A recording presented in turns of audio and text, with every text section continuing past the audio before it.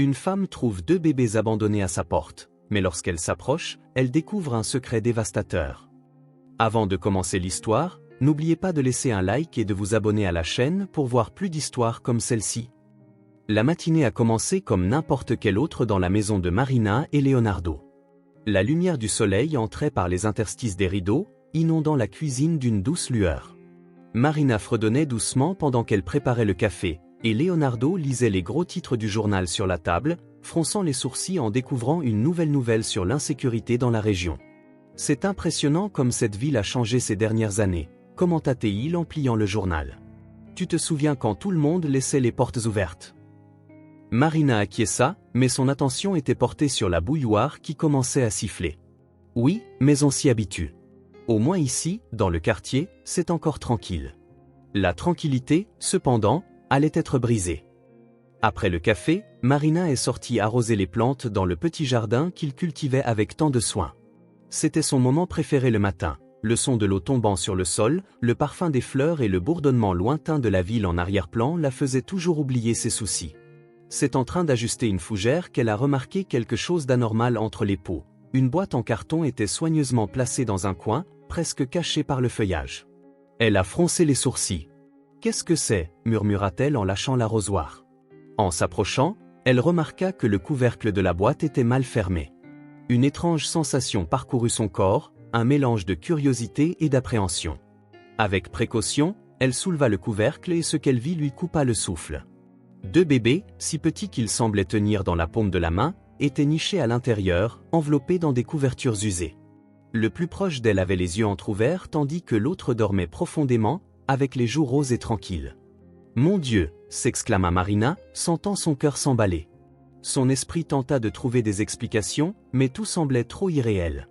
Qui laisserait 2 nouveau-nés dans le jardin d'une maison ordinaire? À peine avait-elle réalisé qu'elle commençait à crier « Leonardo, viens vite !» que le bruit de pas précipités dans le couloir précédait son arrivée. Leonardo apparut à la porte avec une expression inquiète. « Qu'est-ce qui se passe? Tu t'es blessé ?» Elle pointa la boîte sans pouvoir parler. Il s'approcha et s'arrêta soudainement en voyant le contenu. Sa réaction fut immédiate, il se baissa, tirant la couverture pour observer les visages des bébés, comme s'il voulait confirmer que c'était réel. « Qui ferait ça ?» pensa-t-il. Il regarda Marina, cherchant des réponses qu'elle n'avait clairement pas. « Je ne sais pas, Léo. » « Ils étaient là quand nous sommes sortis, » répondit-elle, portant une main à sa bouche comme pour contenir un sanglot. « Ils sont si petits, » dit-il en passant une main dans ses cheveux, un geste nerveux. « Nous devons appeler quelqu'un, la police, le conseil tutélaire, nous ne pouvons tout simplement pas. » C'est alors que Marina remarqua quelque chose à l'intérieur de la boîte, à côté des bébés, une feuille de papier froissée avec quelque chose d'écrit à la main. Elle la prit et commença à lire, mais à chaque ligne, son expression devenait plus sombre. « Marina, qu'est-ce que c'est » demanda Leonardo, inquiet. Elle prit quelques secondes pour répondre, comme si elle voyait ce qu'elle venait de lire. « C'est une lettre. » Que dit-elle? Elle avala difficilement avant de commencer. « S'il vous plaît, prenez soin d'eux. Ils ne sont pas en sécurité avec moi. Ne faites confiance à personne. Cherchez-les, surtout lui. Il mérite une chance de vivre loin de tout cela. » Leonardo se leva brusquement. « Que veut dire cela? Qui est-il? Ça semble dangereux. » Je ne sais pas, mais quelqu'un nous a fait confiance. Marina regarda de nouveau les bébés, maintenant les yeux larmoyants. Ils comptent sur nous. La tension dans l'air était palpable. Aucun des 2 ne savait exactement comment réagir. C'était comme s'ils avaient été jetés dans une situation impossible, mais en même temps, ils ressentaient tous les 2 que laisser ces bébés à leur sort serait impardonnable. Leonardo soupira en se massant les tempes. « Très bien. D'abord, nous allons les emmener à l'intérieur, puis nous réfléchirons à quoi faire. » Marina acquiesça et souleva soigneusement la boîte pour la porter dans le salon. Ils improvisèrent un berceau avec des coussins et des couvertures pendant que les bébés dormaient sereinement, inconscients du tumulte qu'ils avaient causé. « Et si nous appelons la police maintenant » suggéra Leonardo. Mais Marina hésita, craignant que la police ne les confie à quelqu'un qui pourrait les blesser. « Nous ne savons pas qui est derrière cela, Marina. C'est trop sérieux. Nous ne pouvons pas simplement nous en occuper seuls. » Je sais, Léo, mais peut-être devrions-nous attendre un peu, au moins jusqu'à ce que nous comprenions ce qui se passe. Leonardo la regarda, partagé entre le sens des responsabilités et l'instinct de protection. Très bien, mais seulement pour aujourd'hui. Demain, nous trouverons une solution. Le reste de la journée fut rempli de tâches. Nourrir les bébés avec des biberons empruntés à une voisine, changer les couches improvisées et essayer de les calmer lorsqu'ils pleuraient. Chaque petit geste les rapprochait davantage des enfants, même inconsciemment. Lorsque la nuit tomba, la fatigue physique commença à se faire sentir, mais l'esprit de Marina restait actif. Assise sur le canapé avec un des bébés endormis dans ses bras, elle regarda Leonardo. « Que penses-tu qu'il est arrivé à leur mère ?» Il secoua la tête, fixant l'autre bébé dans le berceau improvisé. « Je n'en ai aucune idée, mais qu'elle soit ou non, elle a dû traverser quelque chose de très grave pour faire ça. » Marina regarda de nouveau la lettre, maintenant avec plus d'attention. Quelque chose semblait étrange, comme s'il y avait quelque chose de caché entre les lignes. « Léo », elle a commencé à hésiter. « Et si cette lettre n'est pas seulement une demande d'aide, mais un avertissement ?» Il fronce les sourcils. « Que veux-tu dire ?» Elle ne répondit pas immédiatement, mais au fond de son cœur, quelque chose lui disait que ce n'était que le début d'un long et dangereux voyage. Marina remarqua une marque sur le papier, suggérant qu'il avait été écrit par quelqu'un en situation de désespoir, renforçant le mystère sur ce qui se passait réellement. La nuit était silencieuse, mais le poids de ce qui s'était passé ce matin-là planait toujours sur Marina et Leonardo. Bien que épuisés, aucun des deux ne parvenait à dormir. Les bébés nichés dans leurs berceaux improvisés sur le canapé dormaient paisiblement, comme si rien ne pouvait les perturber. Marina tenait la lettre une fois de plus, parcourant les mots griffonnés à la hâte. Il n'y avait pas de signature, seulement une demande désespérée. « Prenez soin d'eux. »« Tu penses que c'est vrai ?» demanda-t-elle d'une voix basse pour ne pas réveiller les enfants. Leonardo était assis dans le fauteuil proche, les coudes posés sur les genoux, le visage dans les mains. « Je ne sais pas, Marina, mais compte tenu des circonstances, nous ne pouvons pas ignorer cela. » Il la regarda avec des yeux pleins d'inquiétude. « Nous devons savoir qui est cette île dont parle la lettre et pourquoi quelqu'un penserait que laisser des bébés à notre porte serait sûr. » Marina avala difficilement. « J'ai l'impression que nous sommes mis à l'épreuve, comme si quelqu'un voulait voir si nous sommes fiables. » Leonardo soupira. Peut-être est-ce ça, ou peut-être que la personne n'avait pas d'autre choix. La conversation fut interrompue par le son d'un petit pleur venant du canapé. Marina attrapa immédiatement le bébé qui pleurait, le berçant avec soin. Elle observa, et pendant un instant, un bref sourire apparut sur son visage. « Tu deviens doué pour ça, commenta-t-il. »« Ce n'est pas si difficile quand ce que tu ressens est de la compassion, » répondit Marina d'une voix pleine de tendresse. Mais que faire ensuite, restait la grande question. Le lendemain matin, après une nuit de mauvais sommeil, le couple décida de prendre un café rapide avant d'affronter la situation. Leonardo suggéra d'appeler la police, mais Marina, inquiète des conséquences possibles, demanda de patienter un peu plus longtemps. Si nous confions les bébés à quelqu'un de mal intentionné, Léo, ou si cela implique quelque chose de plus grand et que nous ne faisons rien, cela pourrait empirer la situation. Nous traitons un problème que nous ne pouvons pas résoudre seuls. Marina argumenta, malgré sa propre réticence. Elle reconnut qu'ils avaient besoin d'aide, mais suggéra d'abord de chercher des conseils légaux avec quelqu'un qui pourrait offrir un chemin sûr pour protéger les bébés. Entre-temps, une des voisines, Madame Sida, remarqua le mouvement inhabituel dans la maison. Connue pour être intrusive, elle espionnait toujours ce qui se passait autour. En voyant Marina porter des biberons et des couches en tissu, elle fut intriguée. Cet après-midi-là, alors qu'elle était de nouveau dans le jardin, Madame Sida s'approcha, feignant de s'intéresser aux fleurs. « Bonjour, Marina. Quelle belle plante, » dit-elle avec le ton décontracté de quelqu'un ayant de mauvaises intentions. « Merci, Madame Sida, » répondit Marina, essayant de paraître neutre. « J'ai remarqué que toi et Leonardo êtes très occupés ces derniers temps. Tout va bien par ici ?» Marina hésita, sentant le poids du regard curieux de la voisine. Elle savait que si quelque chose se passait, cela se propagerait plus rapidement qu'elle ne le souhaitait. « Ah oui, nous avons juste quelques nouveaux projets, rien de spécial. » Madame Sida inclina la tête comme si elle n'y croyait pas. « Très bien, si jamais vous avez besoin d'aide, vous savez où me trouver, n'est-ce pas ?» Marina sourit simplement et s'éloigna, mais elle savait que cette conversation ne s'arrêterait pas là. Plus tard, pendant qu'il nourrissait les bébés, Leonardo mentionna la conversation avec un avocat recommandé par un ami de confiance. L'avocat leur avait dit qu'il devait signaler cela aux autorités le plus tôt possible, mais qu'il pouvait demander une garde provisoire pendant que l'affaire était enquêtée. Marina le regarda, hésitante, craignant que quelqu'un de dangereux n'apparaisse avant cela. La lettre était assez claire. Nous ne pouvons pas faire confiance à personne pour les chercher, dit-elle. Leonardo acquiesça, pensif. Nous devons être rapides. Demain matin, allons au bureau d'état civil, puis nous réglerons le reste. Entre-temps, les spéculations parmi les voisins augmentaient. Madame Sida avait déjà raconté à au moins 5 personnes avoir vu Marina avec ce qui semblait être des articles pour bébés. Le bouche-à-oreille commença à se propager et la nouvelle arriva rapidement aux oreilles d'une autre voisine, Lourdes, qui décida de prendre l'initiative d'aller directement voir Marina. Cette nuit-là, alors que le couple s'asseyait enfin pour un moment de repos, ils entendirent des coups à la porte. Leonardo se leva pour ouvrir et trouva Lourdes, une femme plus discrète mais tout aussi curieuse. « Bonjour, Lourdes », dit-il sans cacher la fatigue dans sa voix. « Bonjour, Leonardo.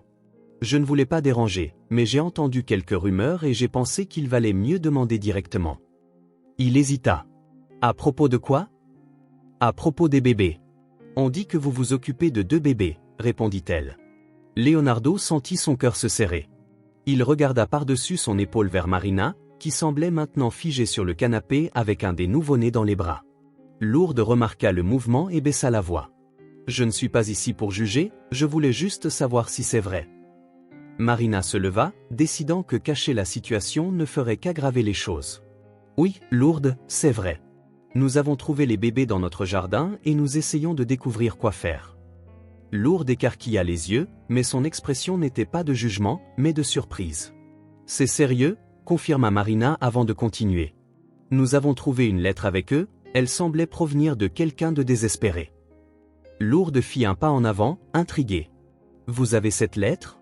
Je peux y jeter un œil. » Marina hésita, mais finit par prendre la feuille de papier et la lui remettre. Lourdes la lut attentivement, une expression de choc prenant le dessus sur son visage. Cette écriture me semble familière. « Quoi ?» demanda Leonardo, qui jusqu'alors était resté silencieux, se penchant vers elle. « Comment ça ?» Lourdes le regarda tous les deux, maintenant visiblement inquiète. « Je ne suis pas certaine, mais je pense avoir déjà vu cette écriture quelque part, peut-être quelqu'un qui vivait ici près. » Marina frissonna. « Tu penses que ça pourrait être la mère des bébés ? » « Peut-être, » dit Lourdes, regardant toujours fixement la lettre. « Demain, je peux essayer de confirmer avec quelqu'un qui pourrait en savoir plus. » Marina et Leonardo se regardèrent, conscients qu'ils entraient dans un territoire encore plus délicat. Lourdes mentionna un nom qui fit se demander à Marina et Leonardo combien ils en savaient réellement sur les personnes autour d'eux. Le silence régnait dans la maison après le départ de Lourdes, mais l'ambiance entre Marina et Leonardo était loin d'être tranquille. Tous deux savaient que ce qu'ils venaient d'entendre n'était pas quelque chose qu'ils pouvaient ignorer. Qui sera-t-elle et pourquoi cette voisine semble-t-elle si certaine que l'écriture lui appartient ? Réfléchit Marina, pensive. Qui sera-t-elle et pourquoi cette voisine semble-t-elle si certaine que l'écriture lui appartient ? Répéta Leonardo, toujours agité, commença à marcher dans la salle, les mains sur les hanches. Je n'en ai aucune idée, mais évidemment, les choses deviennent plus compliquées. D'abord les bébés, maintenant nous avons un nom. Que faisons-nous avec cela ? Je pense que nous devons enquêter, répondit Marina avec détermination. Enquêter ? Tu es sérieux ? Nous avons du mal à nous occuper des bébés et maintenant tu veux commencer à poser des questions dans la ville à propos d'une personne disparue ? Et si cela nous mettait en danger ? Marina croisa les bras, le regardant fermement. Léo, ces enfants ont été laissés à notre porte pour une raison.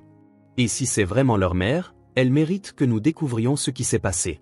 Peut-être pourrons-nous les protéger vraiment, mais nous devons d'abord connaître la vérité. Leonardo soupira profondément et s'affala dans le fauteuil, passant ses mains sur son visage. Très bien, mais au moins sois discrète. La dernière chose dont nous avons besoin maintenant, c'est d'attirer plus d'attention.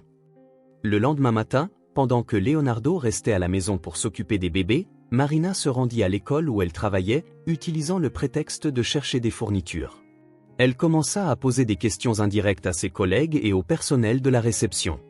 « Vous souvenez-vous d'une jeune fille nommée Livia ? Je crois qu'elle a étudié ici il y a quelques années, » demanda-t-elle à la secrétaire, essayant de paraître décontractée. La femme, une dame d'âge moyen au regard attentif, fronça les sourcils. « Livia ? Ah oui, je crois me souvenir. C'était une fille calme, toujours la tête baissée. Elle a disparu soudainement il y a quelques mois. Certaines personnes disent qu'elle a quitté la ville. Pourquoi, tu la connais ? Pas vraiment, répondit Marina, choisissant ses mots avec soin.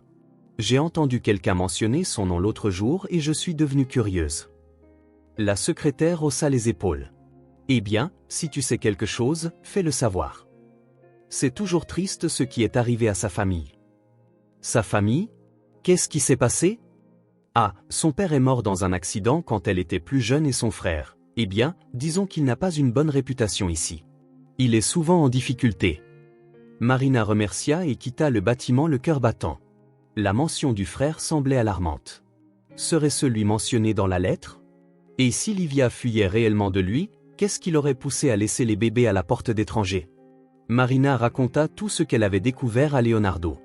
Il écouta en silence, mais son expression devenait de plus en plus inquiète.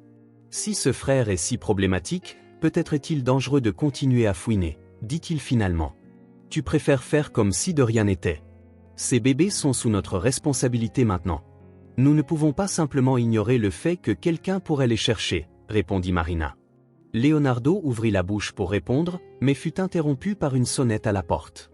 Ils échangèrent des regards inquiets avant que Leonardo ne se lève pour ouvrir. C'était Madame Sida à nouveau, cette fois avec un ton encore plus inquisitif.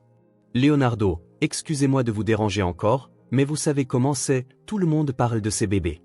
Êtes-vous sûr qu'il n'y a rien de suspect? Leonardo tenta de rester calme, mais il devenait de plus en plus difficile de gérer le comportement envahissant des voisins.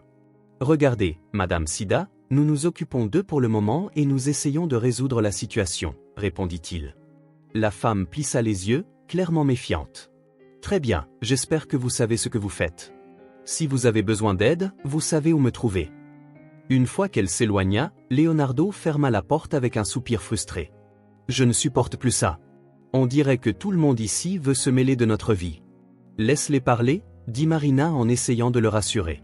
Nous savons la vérité et c'est ce qui compte, répondit-elle. Au fil des jours, Marina continua d'enquêter discrètement sur Livia, posant des questions subtiles dans les marchés et engageant des conversations informelles avec des voisins moins intrusifs. Peu à peu, elle commença à assembler un tableau plus clair. Livia semblait avoir été une jeune fille discrète, mais les rares personnes qui s'en souvenaient mentionnaient son frère comme une figure intimidante et contrôlante. Leonardo, de son côté, était de plus en plus préoccupé par le harcèlement voilé de la part des voisins. Il remarquait des regards curieux et des murmures chaque fois qu'il sortait de la maison, ce qui le rendait nerveux. « Marina, cela va trop loin. Je ne sais pas si nous pouvons gérer cela seuls, » dit-il un soir en berçant un des bébés dans ses bras. « Je sais que c'est difficile, Léo, mais j'ai l'impression que nous nous rapprochons de la vérité. Si nous découvrons ce qui est arrivé à Livia, peut-être pourrons-nous assurer la sécurité de ses enfants, » répondit Marina avec détermination. Il ne répondit pas, mais l'expression sur son visage montrait clairement que le poids de la situation l'affectait profondément.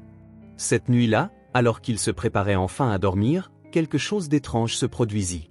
Marina, sur le point d'éteindre les lumières du salon, remarqua un mouvement à l'extérieur de la fenêtre. « Léo, regarde ça !» chuchota-t-elle, pointant vers le jardin. Leonardo s'approcha rapidement et vit l'ombre d'une personne se déplaçant entre les plantes. Il était impossible de dire de qui il s'agissait, mais qu'il que ce soit, la personne semblait observer la maison. « Reste ici, » dit-il en attrapant une lampe de poche. « Non, ne va pas dehors, » implora Marina en lui tenant le bras. Mais Leonardo était déjà déterminé. Il sortit par la porte d'entrée, la lampe de poche tremblante dans sa main, cherchant l'intrus. « Qui est là ?» appela-t-il, mais la seule réponse fut le bruit de pas rapides s'éloignant. Lorsqu'il revint à l'intérieur, Marina était pâle. « Tu penses que c'est son frère ?» demanda-t-elle d'une voix tremblante. « Je ne sais pas, » répondit Leonardo en fermant la porte avec force. « Maintenant, je suis sûr que quelqu'un nous surveille. » Marina trouva des marques dans le jardin, suggérant que le visiteur avait laissé quelque chose derrière lui. Leonardo sentait encore son cœur s'emballer en verrouillant la porte de la maison.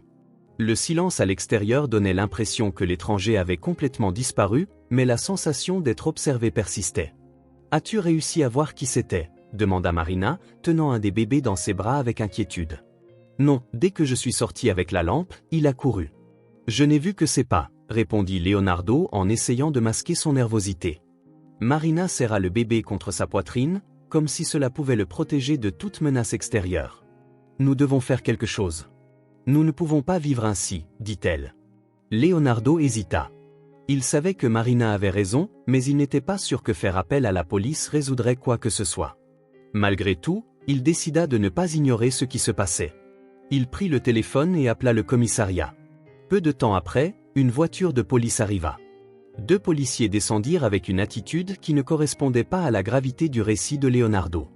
Marina et Leonardo expliquèrent ce qui s'était passé, mais la réaction fut décourageante. Probablement, c'était juste un curieux ou quelqu'un cherchant quelque chose à voler, dit l'un des policiers en notant des informations. Pas de précipitation dans le bloc-notes. Vous êtes sûr de ne pas exagérer, ajouta Leonardo, presque à bout de patience. Quelqu'un était dans notre jardin, observant la maison. C'est normal pour vous? Demanda l'autre policier en haussant les épaules. Nous allons faire une ronde dans le quartier, mais honnêtement, cela ne semble rien dont vous devriez vous inquiéter, répondit-il. Après le départ de la police, Marina ferma la porte avec force. C'est absurde, ils ne feront rien. Je m'y attendais, répondit Leonardo, abattu. Si nous voulons protéger ces enfants, nous devrons le faire nous-mêmes. Alors qu'il tentait de traiter ce qui s'était passé, Marina se souvint de quelque chose que la secrétaire de l'école avait mentionné récemment. Livia avait un passé compliqué et il y avait des rumeurs sur des problèmes familiaux. Avec cela en tête, elle décida d'enquêter davantage sur la jeune fille. Le lendemain, Marina se rendit à l'école où elle travaillait, ostensiblement pour chercher des fournitures, mais en réalité avec un autre objectif. Dans la salle des archives, elle fouilla dans les anciens dossiers, après près d'une heure, trouva un dossier scolaire au nom de Livia Duarte. Dans le coin supérieur, une photo montrait une jeune fille aux yeux tristes et aux cheveux sombres. Marina regarda l'image, sentant une étrange connexion avec cette histoire. En examinant les dossiers académiques, elle remarqua une annotation au verso du dossier faite par un professeur, préoccupé par l'environnement familial de Livia. Marina murmura pour elle-même, cette phrase semble cacher quelque chose d'important. Elle prit une photo du dossier avec son téléphone portable et rentra chez elle avec une nouvelle détermination. De retour à la maison, Leonardo faisait face à un autre type de défi, la pression croissante de la part des voisins. Au marché, il remarqua que les regards et les murmures étaient plus fréquents lorsqu'il faisait ses courses. Madame Sida apparut à ses côtés avec un sourire exagérément amical. « J'ai vu que vous avez appelé la police hier soir », commenta-t-elle de manière décontractée. « Un problème ? » « Juste un incident, rien de grave », répondit Leonardo d'un ton bref. « Ah, je vois », dit-elle en inclinant la tête, clairement attendant plus de détails. Leonardo quitta rapidement sans alimenter davantage les rumeurs. Il savait que la curiosité des voisins ne ferait qu'augmenter si elle était nourrie. De retour à la maison, Marina montra la photo du dossier scolaire à Leonardo. « C'est Livia. Elle a étudié à l'école où je travaille. » Leonardo examina la photo. « Elle semble triste, perdue. Tu penses que cela a un lien avec les bébés ? » « Je suis sûr que oui, » dit Marina. « Et cette annotation sur l'environnement familial me fait penser qu'elle était en danger. » Avant qu'ils puissent discuter davantage, le cri d'un des bébés les interrompit. Leonardo balança doucement le petit dans ses bras. Marina eut une idée. « Tu te souviens de la boîte où nous les avons trouvés ?» demanda-t-elle. « Bien sûr, » répondit Leonardo. « Peut-être qu'il y a quelque chose d'autre là-dedans que nous n'avons pas remarqué. » Elle alla dans la chambre et commença à examiner à nouveau la boîte. Entre les couvertures et les objets déjà vus, elle trouva une petite déchirure au fond.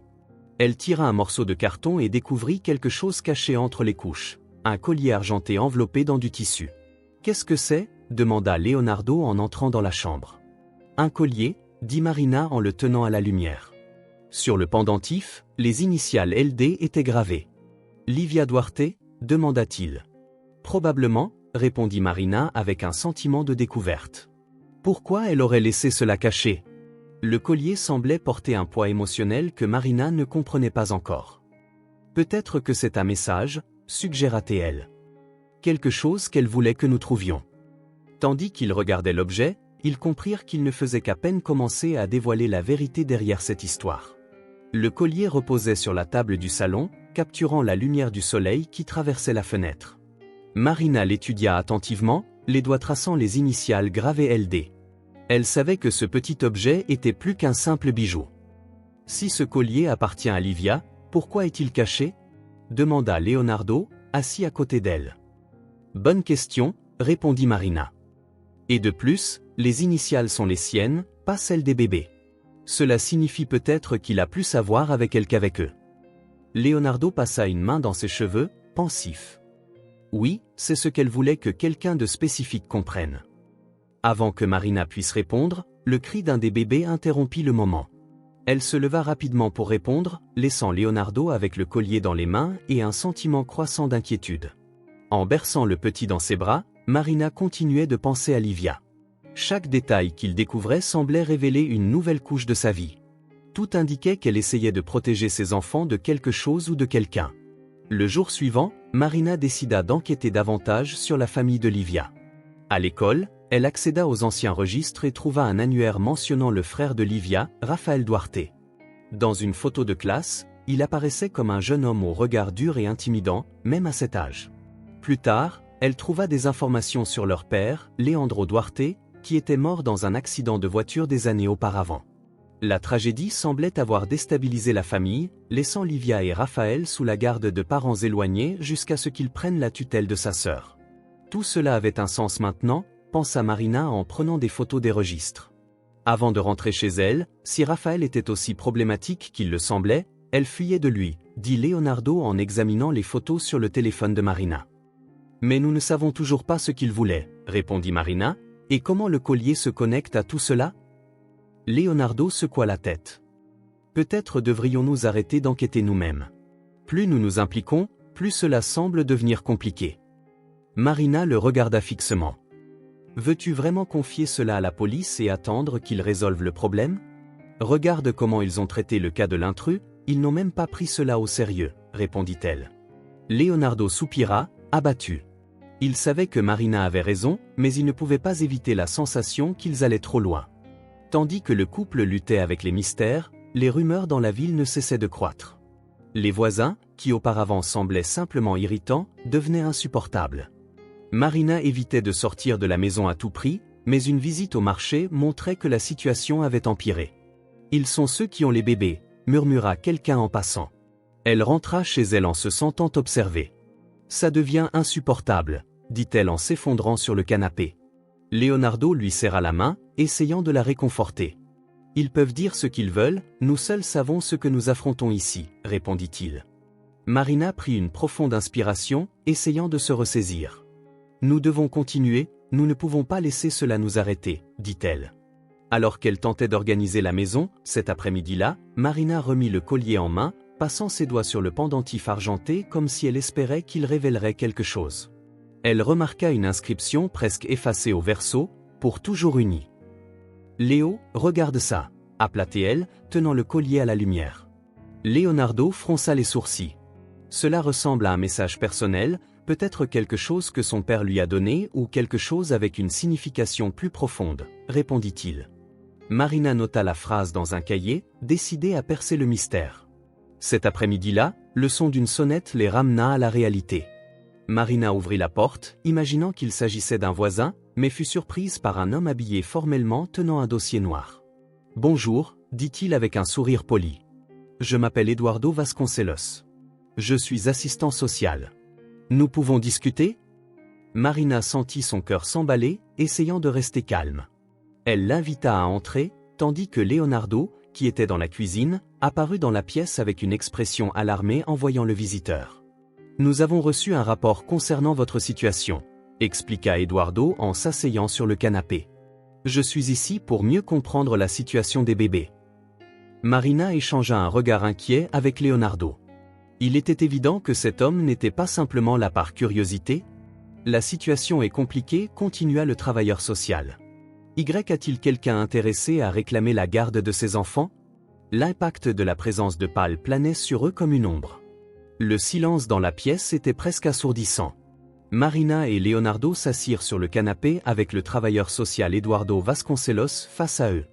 Le dossier noir qu'il portait reposait sur ses genoux comme un rappel physique de la gravité de cette conversation. « Bon, je vais droit au but », commença Eduardo en ouvrant le dossier et en retirant quelques papiers. « Nous avons reçu une dénonciation anonyme concernant les bébés qui sont sous votre garde.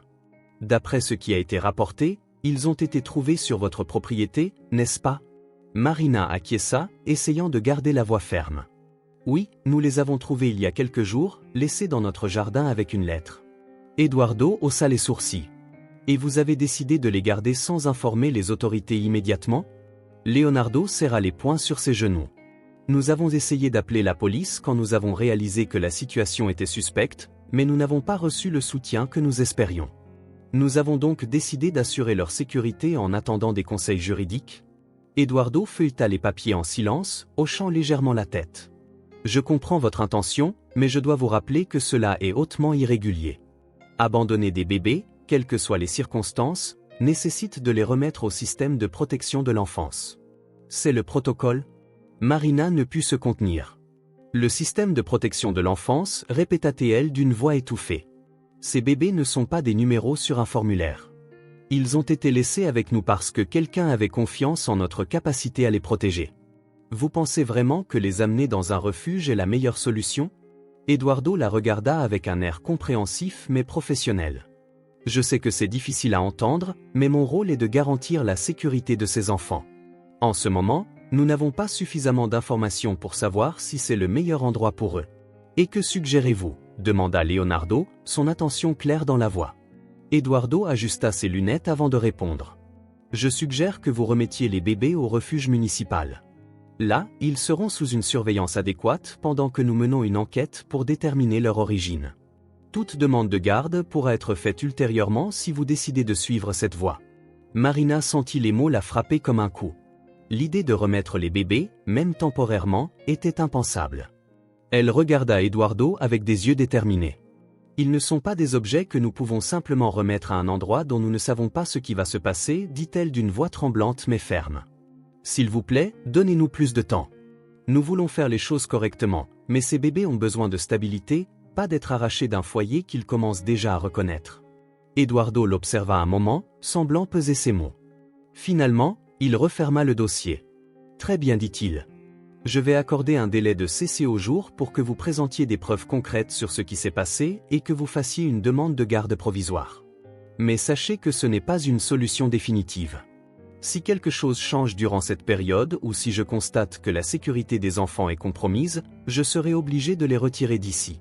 Marina prit une profonde inspiration, essayant de retenir les larmes, et acquiesça. Merci. Nous ferons tout ce qui est nécessaire. Eduardo se leva, prêt à partir. J'espère que vous êtes conscient de la responsabilité que cela implique. Je resterai en contact. Après le départ du travailleur social, Marina s'effondra sur le canapé, se tenant le visage entre les mains. Leonardo s'assit à côté d'elle, passant le bras autour de ses épaules. 5 jours, dit-il en essayant de paraître confiant. C'est suffisant. Nous allons réussir à résoudre cela. Et si nous n'y parvenons pas, demanda Marina, la voix pleine d'incertitude. Il pourrait nous enlever les bébés. Léo, je ne vais pas supporter cela. Tu n'auras pas besoin de le faire, répondit-il en la serrant contre lui. Nous allons trouver quelque chose qui prouve qu'ils sont en sécurité ici. Cette nuit-là, pendant que Marina mettait les bébés au lit, Leonardo décida de profiter du silence pour se promener dans le jardin. Le souvenir du visiteur mystérieux le dérangeait encore, et il voulait s'assurer que rien n'était hors de place. En inspectant les coins les plus cachés parmi les plantes, quelque chose attira son attention, un morceau de papier plié coincé sous une pierre. Leonardo se baissa, prenant le papier avec précaution. Il l'ouvrit et révéla un texte écrit à la hâte. Rue Adas Manguera numéro 47, ne faites confiance à personne. Il resta immobile pendant quelques instants, fixant le papier, le cœur battant fort. L'adresse semblait être un indice, mais aussi une menace. Qui l'avait laissé là et pourquoi? Leonardo rentra à la maison, tenant le papier comme s'il s'agissait d'une bombe prête à exploser. Marina appela d'une voix basse mais urgente. Elle apparut dans la pièce avec un des bébés encore dans les bras. « Qu'est-ce que tu as trouvé dans le jardin ?» demanda-t-il en lui tendant le papier. Marina le lut rapidement, son visage devenant de plus en plus tendu. « Rue Adas Manguera, je connais cette rue, c'est de l'autre côté de la ville, mais qui aurait pu laisser cela ici ?» dit-elle. « Je ne sais pas, répondit-il, mais nous devons découvrir. » Marina décida qu'elle irait à l'adresse le lendemain, mais Leonardo craignait que ce soit un piège. Le lendemain matin arriva froid et gris, reflétant la tension qui pesait sur Marina et Leonardo. Le billet trouvé dans le jardin semblait pulser dans l'esprit des deux comme un rappel constant du danger. Malgré la peur, la détermination de suivre la piste était plus forte. « Es-tu sûr que nous devons le faire ?» demanda Leonardo, ajustant les clés dans sa poche, le visage tendu. « Tu as vu ce qui est écrit ?» répondit Marina en tenant fermement le billet. « Si cela nous apporte des réponses sur Livia ou les bébés, nous devons y aller. Nous ne pouvons pas simplement l'ignorer. » Leonardo acquiesça, encore réticent. D'accord, mais restons ensemble tout le temps. Nous ne savons pas ce que nous pourrions trouver. Après avoir confié les bébés à une voisine de confiance, le couple partit en direction du lieu indiqué. Rue Adas Manguera se trouvait en périphérie de la ville, où le paysage urbain laissait place à des terrains vagues et des rues oubliées. Lorsqu'ils arrivèrent au numéro 47, une maison abandonnée émergea à la vue, partiellement cachée par des arbres à feuillage dense. La façade semblait oubliée par le temps, fenêtres couvertes de poussière, murs écaillés et mousse envahissant les fondations. Le silence là-bas était lourd, presque suffocant. « C'est ici, dit Marina en regardant Leonardo. « Es-tu sûr que c'est sûr » demanda-t-il en balayant les environs du regard. « Nous n'avons pas le choix » répondit-elle en poussant le portail rouillé qui grinça fortement, brisant le silence de manière presque assourdissante. À l'intérieur de la maison, l'odeur de moisi et d'abandon était presque insupportable. La salle était vide, sauf pour des meubles anciens couverts de poussière et des traces de pas récentes sur le sol. « Quelqu'un a été ici » dit Leonardo en se baissant pour observer les marques. Soudain, un son faible, comme quelque chose se déplaçant, provenait du couloir. Marina se figea. « Tu as entendu ça » demanda-t-elle en tenant le bras de Leonardo. Il acquiesça, les yeux fixés sur le couloir sombre. « Reste derrière moi. » Alors qu'ils avançaient lentement, le son s'arrêta. Le couloir étroit les mena à une chambre au fond où une fissure laissait entrer la lumière par une fenêtre cassée, révélant le chaos dans le petit espace. Dans un coin, il y avait un matelas sale, des restes de nourriture éparpillés et un carnet jeté par terre. Marina prit le carnet et commença à le feuilleter. « Protégé. »« Pardon, ils sont derrière moi » lut-elle à voix basse, les mots écrits de manière irrégulière, presque désespérés. Leonardo examina le matelas et les restes de nourriture. « Quelqu'un vivait ici récemment » dit-il d'un ton grave. C'est alors que Marina vit quelque chose sur le mur en s'approchant. Elle lut ce qui semblait avoir été écrit avec un objet pointu, « Ils sont derrière moi ». Leonardo fronça les sourcils, mais avant qu'il puisse dire quelque chose, Marina se baissa pour examiner une tache sombre dans le coin inférieur du mur. « C'est du sang » lut-elle. Leonardo s'approcha, hésitant. La tache semblait avoir été frottée, mais elle était indubitable. « Nous ne pouvons pas rester ici » dit-il en tenant le bras de Marina. « Quoi qu'il se soit passé, c'est dangereux. Nous devons partir maintenant ?» De retour à la voiture, le silence entre les deux était assourdissant. Marina tenait le carnet fermement, les mots « protégez-nous » résonnant dans son esprit comme une demande urgente. Elle fuyait, dit-elle finalement, et il semble qu'elle n'a pas réussi. Et si elle a été tuée? Leonardo serra le volant, la mâchoire tendue. Nous ne pouvons pas en être sûrs, mais quiconque est impliqué ne veut clairement pas que nous connaissions la vérité. À leur retour à la maison, Marina alla directement dans le salon où elle commença à revoir le carnet à la recherche de quelque chose qui aurait pu échapper à leur première inspection. Pendant ce temps, Leonardo retourna au jardin pour vérifier à nouveau l'endroit où il avait trouvé le carnet. Cela ressemblait à un puzzle incomplet. Marina passa ses doigts sur les pages usées, s'arrêtant de nouveau sur les mots « Ils sont derrière moi ». Elle ressentit un frisson. Qui était-il? Soudain, le bruit de coups rapides à la porte résonna dans la maison, les faisant sauter de leur siège. Leonardo entra en courant dans la pièce, les yeux écarquillés. En ouvrant la porte, ils trouvèrent une femme, effrayée et les yeux écarquillés. Elle regarda Marina comme si chaque mot qu'elle allait dire demandait un effort immense. « Je sais ce qui est arrivé à Livia » dit la femme avant de s'effondrer légèrement. Leonardo la prit par le bras, l'aidant à entrer dans la maison. « Qui êtes-vous ? Comment savez-vous ce qui est arrivé à Livia » balbutia-t-elle. « En ce moment, il pourrait me suivre » répondit-elle. Marina regarda Leonardo, le cœur battant. L'arrivée de la femme semblait être la première grande chance d'obtenir des réponses, mais apportait aussi la sensation que le danger était plus proche que jamais. Les coups à la porte résonnèrent comme des coups de feu dans le silence de la maison. Marina et Leonardo échangèrent un regard alarmé avant que Leonardo n'ouvre la porte avec précaution. De l'autre côté se trouvait Matteo, un vieil ami et policier de confiance. « Matteo » s'exclama Leonardo surpris. « Nous devons parler » dit-il en entrant rapidement. Son visage était sérieux, les yeux évaluant l'environnement comme s'il cherchait quelque chose d'anormal. Marina sentit un frisson. « Comment savais-tu que nous avions besoin d'aide » demanda-t-elle. Matteo hésita. « J'ai entendu des choses à la station de police à propos de vous et des bébés ce matin. J'ai reçu une dénonciation disant que quelqu'un avait été vu rôdant autour de cette maison. J'ai pensé qu'il valait mieux venir directement ici. » Leonardo fronça les sourcils. Donc, tu sais pour les bébés? Je sais assez, répondit Matteux. Maintenant, que se passe-t-il? Vous êtes en danger. Marina tenait le carnet trouvé dans la maison abandonnée et le tendit aux policiers. Nous avons trouvé cela hier. Nous pensons que Livia, la mère des bébés, était cachée là-bas. Un message sur le mur et du sang? Matteux feuilleta le carnet, son expression devenant de plus en plus sombre à chaque page. C'est sérieux, très sérieux. Avez-vous une idée de qui ils sont? Qui poursuivait-elle? Marina secoua la tête. Nous savons seulement que son frère, Rafael Duarte, a une réputation dangereuse. Nous croyons qu'il est impliqué. Matteux soupira pensivement. Rafael Duarte, ça fait sens. Il a des liens profonds avec des crimes organisés et avec un groupe qui apparaît dans certaines enquêtes récentes. La justice occulte? Marina écarquilla les yeux. Justice occulte? C'est dans son journal. Matteux acquiesça. Ce groupe a commencé comme un réseau pour dénoncer la corruption, mais est rapidement devenu quelque chose de plus sombre. Extorsion, chantage, jusqu'à des disparitions mystérieuses.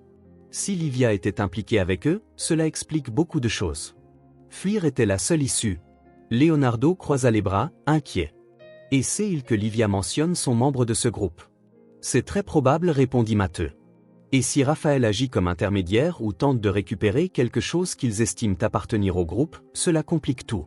Ce n'est pas seulement une question d'enfant, il pourrait être la clé de quelque chose que Livia savait ou possédait. Après le départ de Matteux, Marina et Leonardo s'assirent à la table avec le carnet et la lettre de Livia éparpillée devant eux. La sensation d'impuissance était écrasante. Nous devons tout revoir, dit Marina en parcourant attentivement la lettre pendant que Leonardo cherchait de l'eau pour eux deux. Marina étudia la lettre plus attentivement, en arrivant à la fin, son regard se fixa sur la signature LD. Léo, regarde, dit-elle en pointant la signature. LD sont les initiales de Livia Duarte. Mais pourquoi aurait-elle signé quelque chose d'aussi désespéré avec une abréviation aussi formelle? Ça n'a aucun sens. Leonardo s'approcha en se penchant sur la lettre. Ça pourrait être plus qu'une signature. Peut-être un indice? Marina parcourut le papier du bout des doigts, essayant de percevoir quelque chose que ses yeux ne captaient pas. C'est alors qu'elle sentit une légère texture en relief, comme si quelque chose avait été pressé là pendant que Livia écrivait. Léo, prends une lampe de poche. Leonardo revint rapidement avec la lampe, et Marina illumina le papier sous un angle spécifique. La lumière révéla un message presque imperceptible caché dans le papier. LD justice occulte. Le silence qui suivit était suffocant. Qu'est-ce que cela signifie? Demanda Leonardo. Je ne sais pas, répondit Marina, le regard fixé sur les mots, mais le poids de ce message semble bien plus grand qu'une simple signature. Le matin suivant, Matteux retourna chez le couple avec un air encore plus sérieux. Il apporta quelques informations et commença à s'asseoir à la table.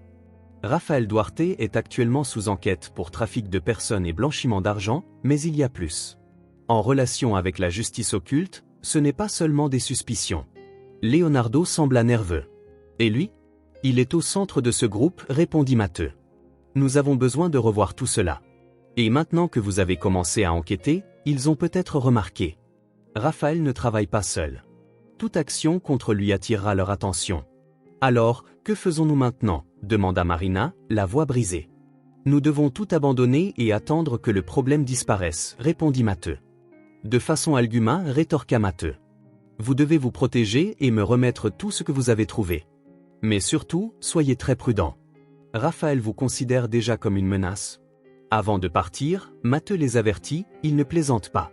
Vous devez décider comment continuer, car une fois que Raphaël découvrira que vous avez des informations, il pourrait réagir de manière imprévisible.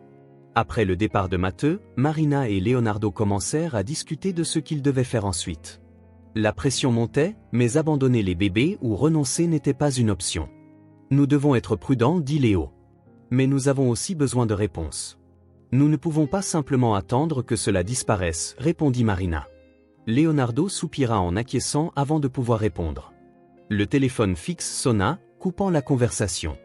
Marina courut répondre. Allô? Je sais qui est derrière vous, dit une voix rauque et familière. Marina se figea. Qui parle? Si vous voulez des réponses, retrouvez-nous ce soir, seuls. Je peux aider, dit la voix avant que la ligne ne se coupe. Elle raccrocha, tremblante. Léo, je crois que je connais cette voix. Leonardo fronça les sourcils. Qui était-ce? Je ne suis pas sûr, mais je sens que nous ne pouvons pas leur faire complètement confiance.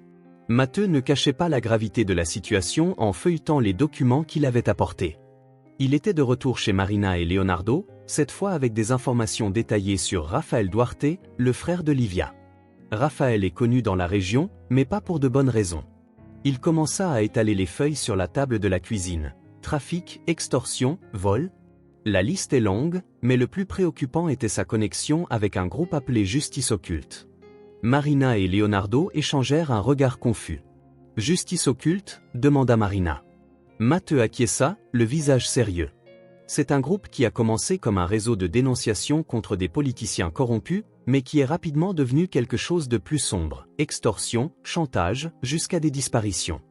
Rafael est l'un des intermédiaires les plus connus du groupe. Et si Livia fuyait de lui, il est possible qu'elle savait trop. Leonardo fronça les sourcils, essayant d'absorber l'information. Mais qu'est-ce que les bébés ont à voir avec ça? Ce sont juste des enfants, difficile à dire, répondit Matteux.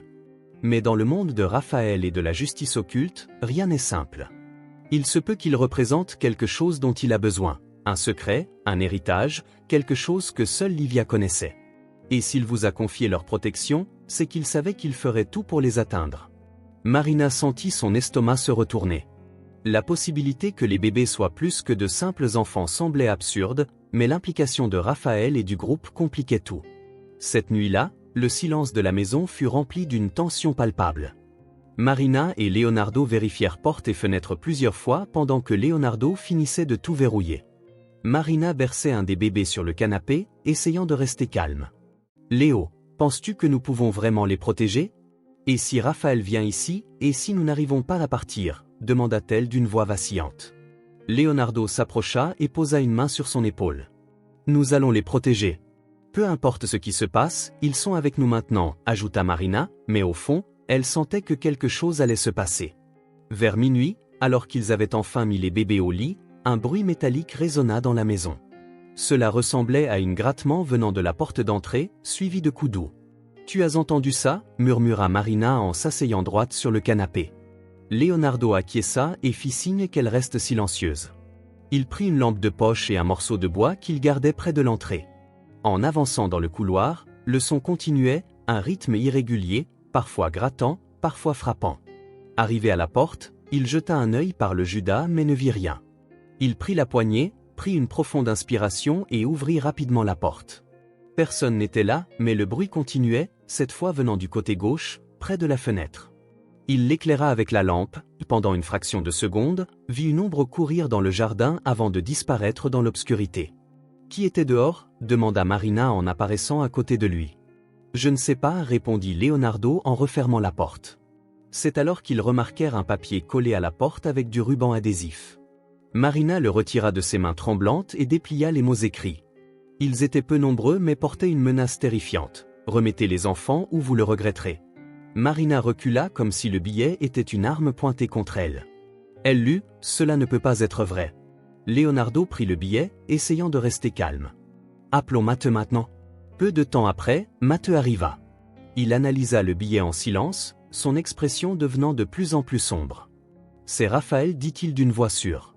C'est le genre de choses qu'il fait, mais son implication avec la justice occulte rend tout cela plus dangereux. Ce n'est pas seulement une querelle familiale, c'est beaucoup plus grand. « Que faisons-nous » demanda Marina d'une voix étouffée. « Vous devez partir d'ici » répondit Matteux. « Ce n'est pas sûr de rester dans cette maison, surtout avec les bébés.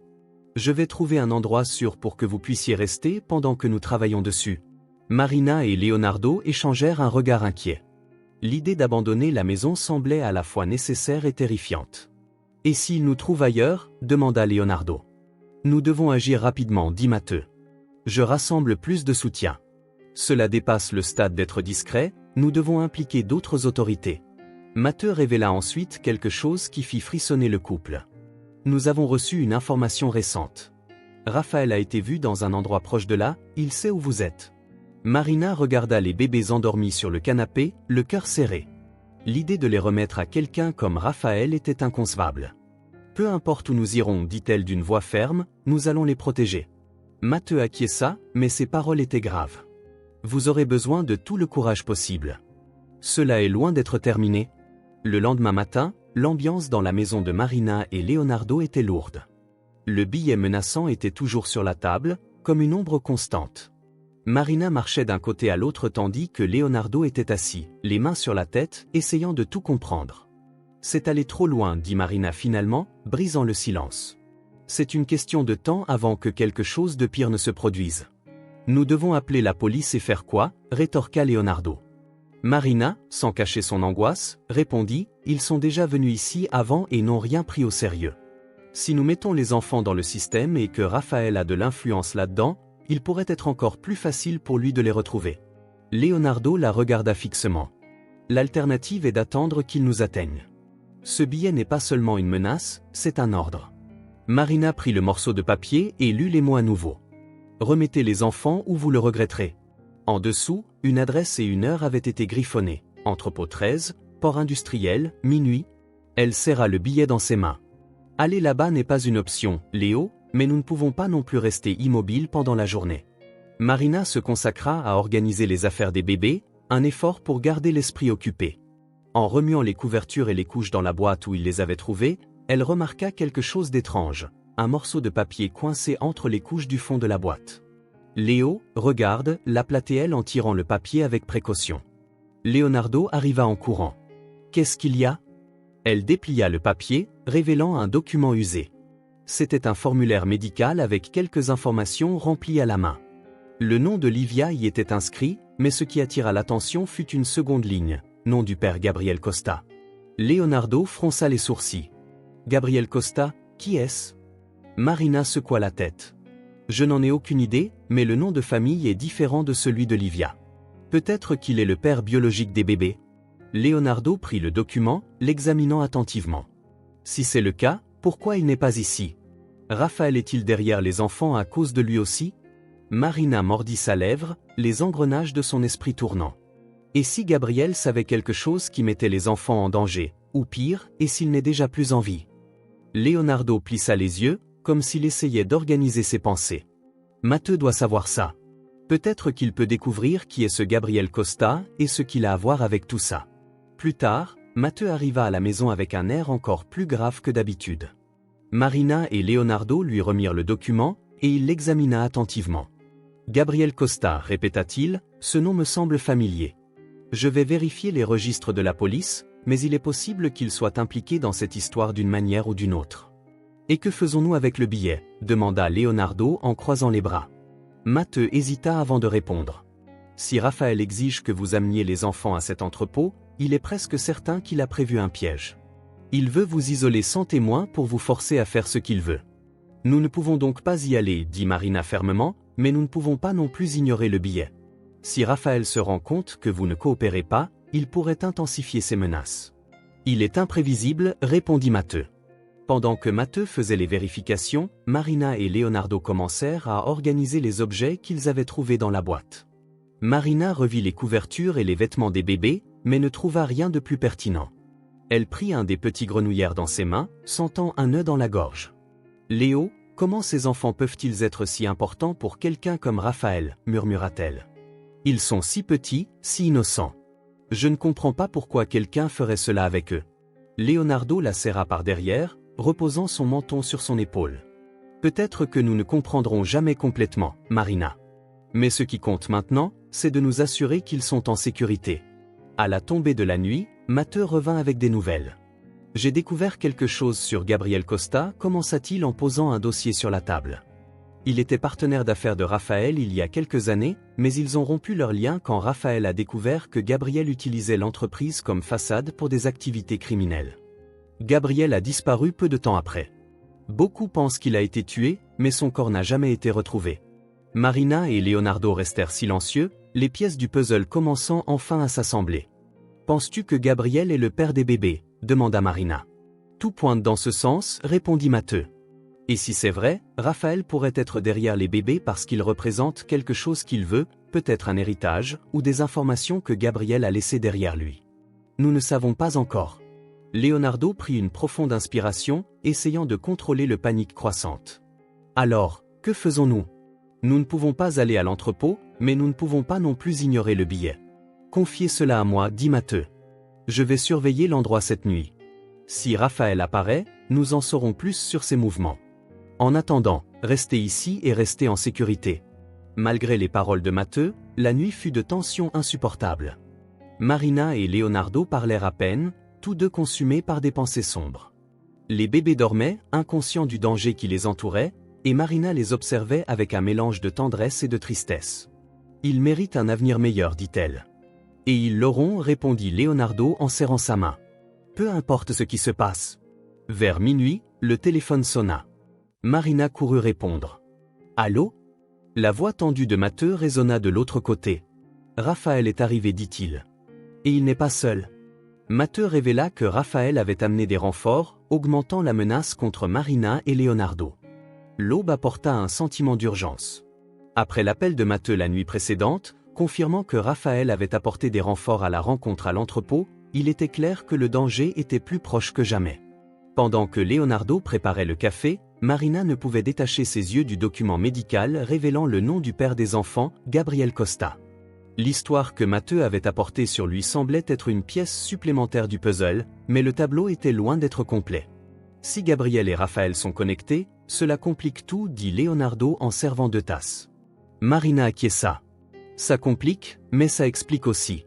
Peut-être que Raphaël n'est pas seulement derrière les enfants. Peut-être qu'il a besoin d'eux pour quelque chose de plus grand. Plus tard dans la journée, Matteo arriva avec une pile de papier et une tablette, prêt à partager ses découvertes. « Vous devez être prêt pour ce que je vais vous dire, dit-il en s'asseyant. J'ai découvert plus de détails sur Gabriel Costa. » Marina se pencha en avant, les mains tremblantes. « Que as-tu découvert ?» Gabriel n'était pas seulement partenaire d'affaires de Raphaël, commença Matteo avec prudence. Il faisait aussi partie des opérations illégales, contrebande, blanchiment d'argent. Gabriel était profondément impliqué avant de couper les liens avec Raphaël. Mais avant cela, les deux étaient pratiquement inséparables. Livia doit avoir connu Gabriel par l'intermédiaire de Raphaël, ce qui explique la connexion. Leonardo fronça le sourcil. Alors, il était complice et ce qui s'est passé pour qu'il rompe avec Raphaël, ce n'est pas encore clair, répondit Matteo. Mais il y a quelque chose que vous devez savoir. La rupture entre eux a été violente. Il existe des traces de menaces de mort faites par Raphaël contre Gabriel, et beaucoup de gens croient que Gabriel a disparu à cause de cela. Marina avala difficilement. « Tu penses qu'il est mort ?»« C'est possible, » dit Matteo avec un soupir. « Mais s'il est encore en vie, il pourrait être la clé pour comprendre ce qui se passe. Il est même possible que les enfants soient un facteur de négociation. Ils pourraient les utiliser pour attirer Gabriel s'ils savent qu'il est là-bas. » Marina sentit un nœud se former dans sa poitrine. Cela signifie que les enfants sont utilisés comme monnaie d'échange? Matteo acquiesça lentement. Malheureusement, il semble que oui. Raphaël pourrait essayer de les attirer de nouveau dans le cercle criminel ou pire, il pourrait vouloir les utiliser pour atteindre quelque chose que Gabriel a laissé derrière. L'après-midi, Marina avait besoin de revoir ce qu'elle savait sur Livia. Elle prit le cahier qu'ils avaient trouvé dans la maison abandonnée et commença à feuilleter les pages à la recherche de quelque chose qui aurait pu passer inaperçu. C'est alors qu'une annotation sur l'une des marges attira son attention. Elle était griffonnée, presque illisible. « Elle sait ce qui m'est arrivé, Léo » l'appelait-elle en tenant le cahier. Leonardo apparut rapidement. « Qu'est-ce que c'est ?»« Regarde ça » dit-elle en montrant l'annotation. « Je pense que Livia essayait de nous dire qu'il y a quelqu'un qui connaît la vérité, quelqu'un qui peut nous aider. » Leonardo fronça le sourcil. « Et qui est-elle » ? « Je ne sais pas » répondit Marina en mordillant sa lèvre. « Mais peut-être que c'est quelqu'un de son passé, quelqu'un qui connaissait la famille. » Matteo, qui était encore dans la maison, jeta un coup d'œil par-dessus son épaule. « Laisse-moi voir ça » dit-il. Il examina la note pendant un moment avant de prendre son téléphone. « Je pense savoir qui cela pourrait être. Une femme nommée Anna, qui travaillait comme employée dans la maison de Raphaël et Livia il y a des années. Elle a disparu de la vue publique lorsque les choses ont commencé à empirer avec Raphaël, mais je peux essayer de la retrouver. » Marina sentit une vague d'espoir. « Tu penses qu'elle sait ce qui est arrivé à Livia ? Si quelqu'un le sait, c'est elle, répondit Matteo. Je vais voir ce que je peux découvrir. » Quelques heures plus tard, Matteo revint avec des nouvelles. Il avait localisé Anna dans une petite ville à quelques kilomètres de là.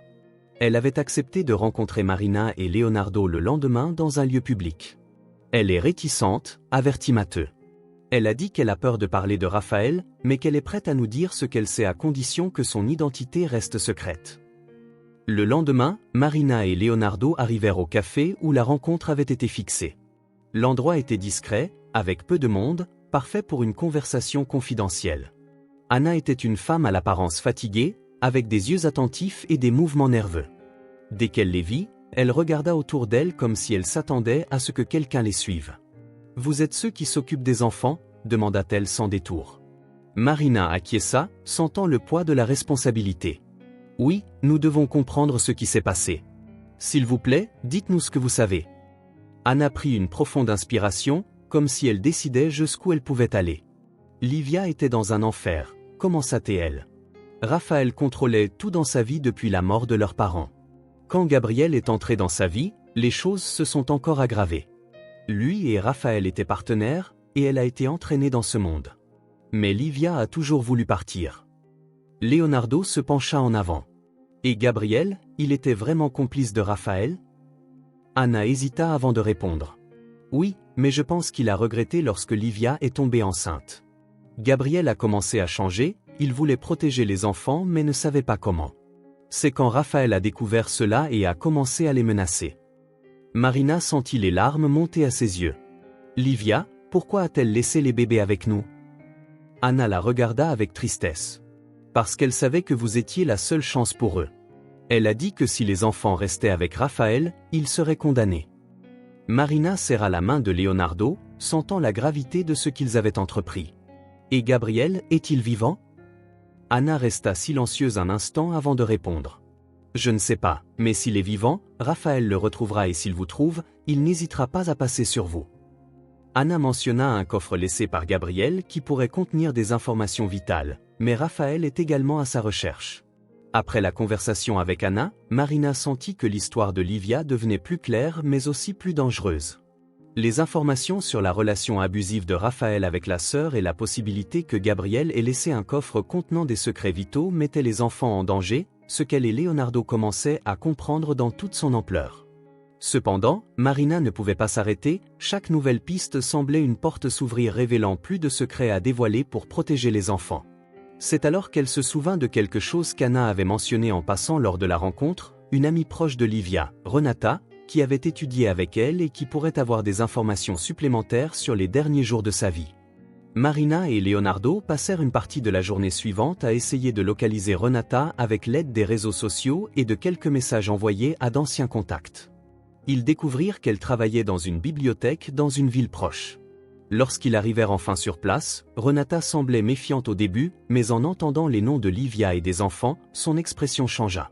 Elle les conduisit dans une salle réservée, loin des oreilles curieuses. « Vous êtes sûr que c'est à propos de Livia ?» demanda Renata d'une voix basse. « Oui, » répondit Marina. « Nous nous occupons de ses enfants et nous voulons tout savoir sur ce qui s'est passé avec elle. » Renata resta silencieuse un moment, les mains serrées sur la table, puis commença à parler. « Livia était ma meilleure amie, dit-elle les yeux embués. Mais son frère Raphaël a toujours été un problème. Il était possessif, contrôlait tout ce qu'elle faisait. Après la mort de leurs parents, ça s'est encore empiré. Il disait que c'était pour elle, mais en réalité, il la traitait comme une propriété. » Leonardo serra les poings, visiblement révolté. « Et personne n'a jamais fait rien pour l'aider ? » « Tu penses que c'était facile ?» rétorqua Renata d'un ton amer. « Raphaël est un homme dangereux, tout le monde le savait, et elle le savait aussi. C'est pour ça qu'elle n'a jamais demandé d'aide directement. C'était comme si elle avait accepté que personne ne pourrait la sauver. » Marina sentit un nœud dans la gorge en entendant cela. « Et Gabriel, le père des enfants, il était différent ?» Renata hésita avant de répondre. Au début, Livia pensait qu'il serait sa sortie. Gabriel était charismatique, protecteur, mais ensuite elle a découvert qu'il n'était pas si différent de Raphaël, il faisait partie du même cercle. Pourtant, quelque chose a changé quand elle est tombée enceinte. Il a commencé à s'éloigner de Raphaël, et c'est là que les choses se sont aggravées. Leonardo se pencha en avant. Qu'est-ce qui s'est passé ensuite? Renata soupira. Raphaël a commencé à utiliser les enfants comme arme contre elle. Il disait que si elle essayait de fuir, il retrouverait les enfants et les enlèverait. Il voulait tout contrôler, même la prochaine génération. C'était comme si les enfants étaient un symbole de son pouvoir. Marina porta la main à sa bouche, horrifiée. Alors c'est pour ça qu'elle nous a laissé les enfants pour les protéger de lui? Renata acquiesça. Oui, elle savait que tant que les enfants étaient près de vous, Raphaël ne la laisserait jamais tranquille. Elle a pris la décision la plus difficile de sa vie. Marina sentit les larmes couler sur son visage. Le courage de Livia était presque inimaginable. Pendant qu'elle parlait, Renata regardait constamment par la fenêtre, comme si elle s'inquiétait de quelque chose.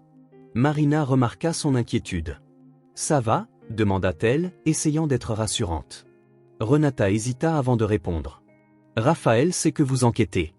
J'ai entendu des rumeurs qu'il a des yeux partout, et ce n'est qu'une question de temps avant qu'il essaie quelque chose. » Leonardo se pencha en avant, le visage sombre. « Tu veux dire qu'il sait que nous nous occupons des enfants ?» Renata acquiesça lentement. « Oui, il sait. » Le silence qui suivit fut écrasant. Marina sentit le poids des mots de Renata comme un coup. Raphaël surveillait chacun de leurs pas, attendant le bon moment pour agir. Renata les observa avec une expression de regret. « J'aimerais pouvoir vous aider davantage, mais j'ai ma propre famille. Je ne peux pas risquer de m'immiscer dans son chemin. » Marina serra la main de la femme, essayant d'offrir un peu de réconfort. « Vous avez déjà fait beaucoup pour nous. Merci de nous avoir raconté tout ça. » De retour dans la voiture, le couple descendit en silence. Pendant une grande partie du trajet de retour, Marina regardait par la fenêtre, les pensées tournant dans sa tête comme une tempête. « Il sait, Léo, dit-elle finalement. Il sait où nous sommes, ce que nous faisons. Nous sommes exposés. Nous devons agir avant qu'il ne fasse quelque chose. » Leonardo répondit, les yeux fixés sur la route. « Nous ne pouvons pas attendre qu'il nous rattrape. » Marina acquiesça, mais l'incertitude continuait de la consumer. Il luttait contre quelque chose de bien plus grand qu'il ne l'imaginait, et le coût de cette bataille semblait de plus en plus élevé. Lorsqu'ils arrivèrent à la maison, ils trouvèrent Matteux les attendant sur la véranda. Il semblait tendu et ses yeux se posèrent immédiatement sur eux. « Nous avons un problème, dit-il sans détour. » Leonardo, exaspéré, demanda « Quel est ce problème ?» Matteux acquiesça. « Nous avons reçu des informations que Raphaël intensifie sa recherche. Il veut les enfants à tout prix.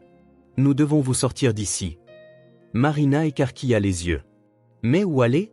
Nous ne pouvons pas continuer à fuir éternellement. » Matteux posa une main sur son épaule, essayant de la calmer. « J'ai un endroit sûr où vous pouvez rester, au moins jusqu'à ce que nous obtenions plus d'informations sur les prochaines étapes de Raphaël.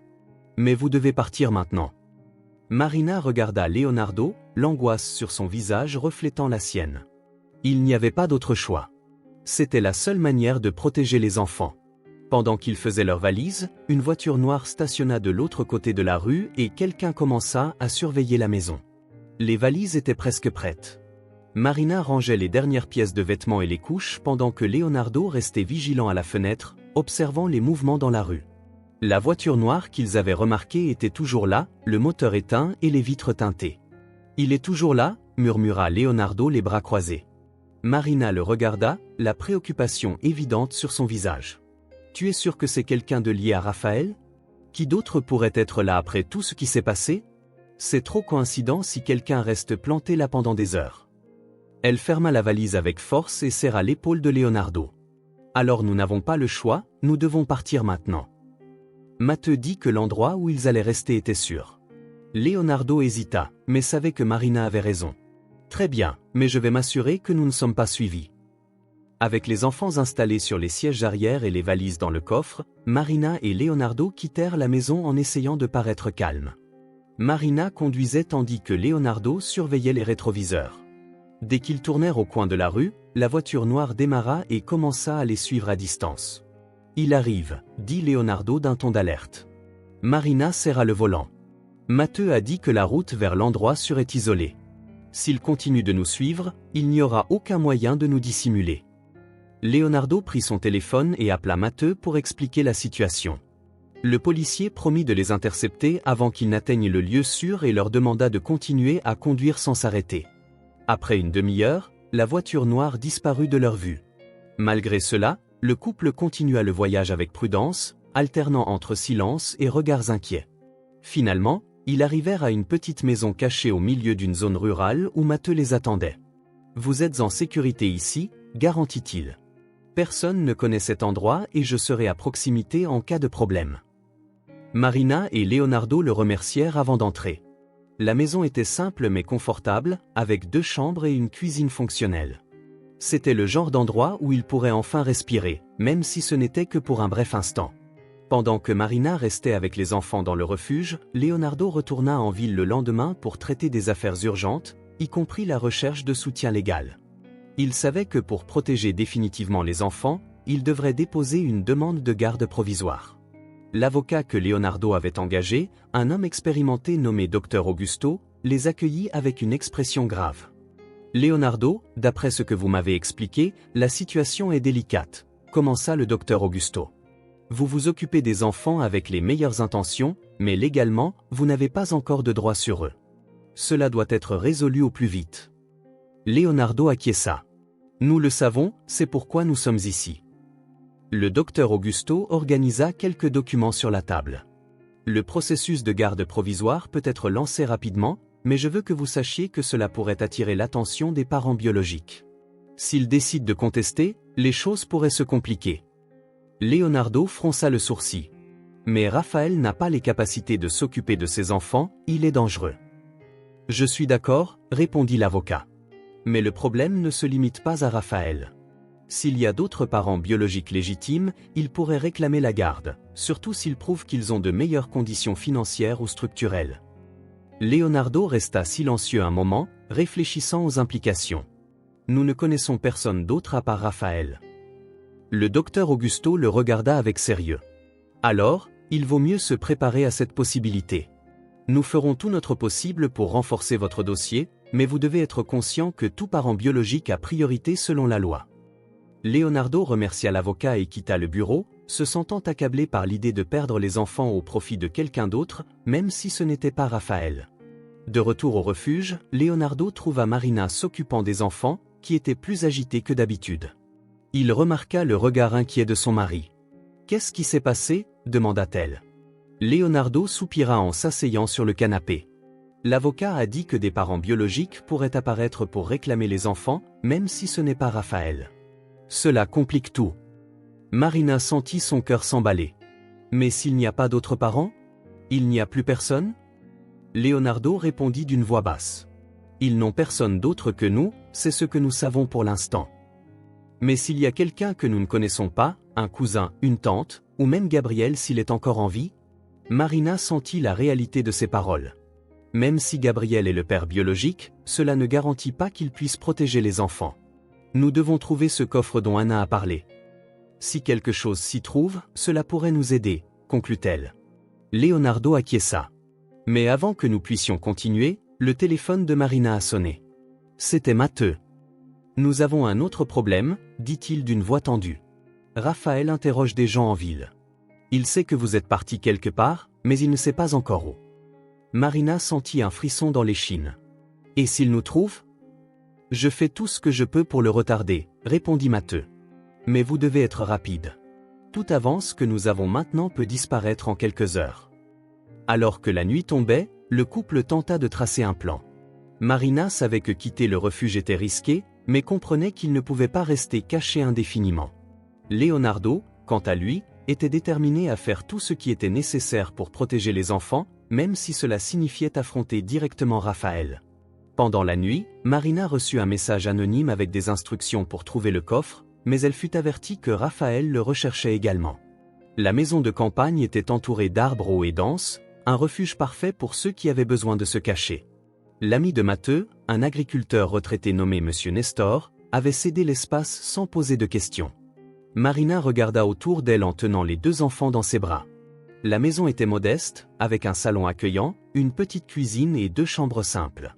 Il n'y avait pas d'internet et le signal de téléphone portable était faible, mais peut-être que cela était un avantage. Vous serez en sécurité ici, garantit Matteo qui les accompagna jusqu'au lieu. Monsieur Nestor ne vient ici qu'une fois par semaine, mais à part ça, personne ne connaît cet endroit. Leonardo demanda, inquiet, est-il en bonne main? Matteo répondit, il travaille avec l'avocat pour monter un dossier solide contre Raphaël. Dès qu'il aura rassemblé les preuves, vous pourrez rentrer chez vous.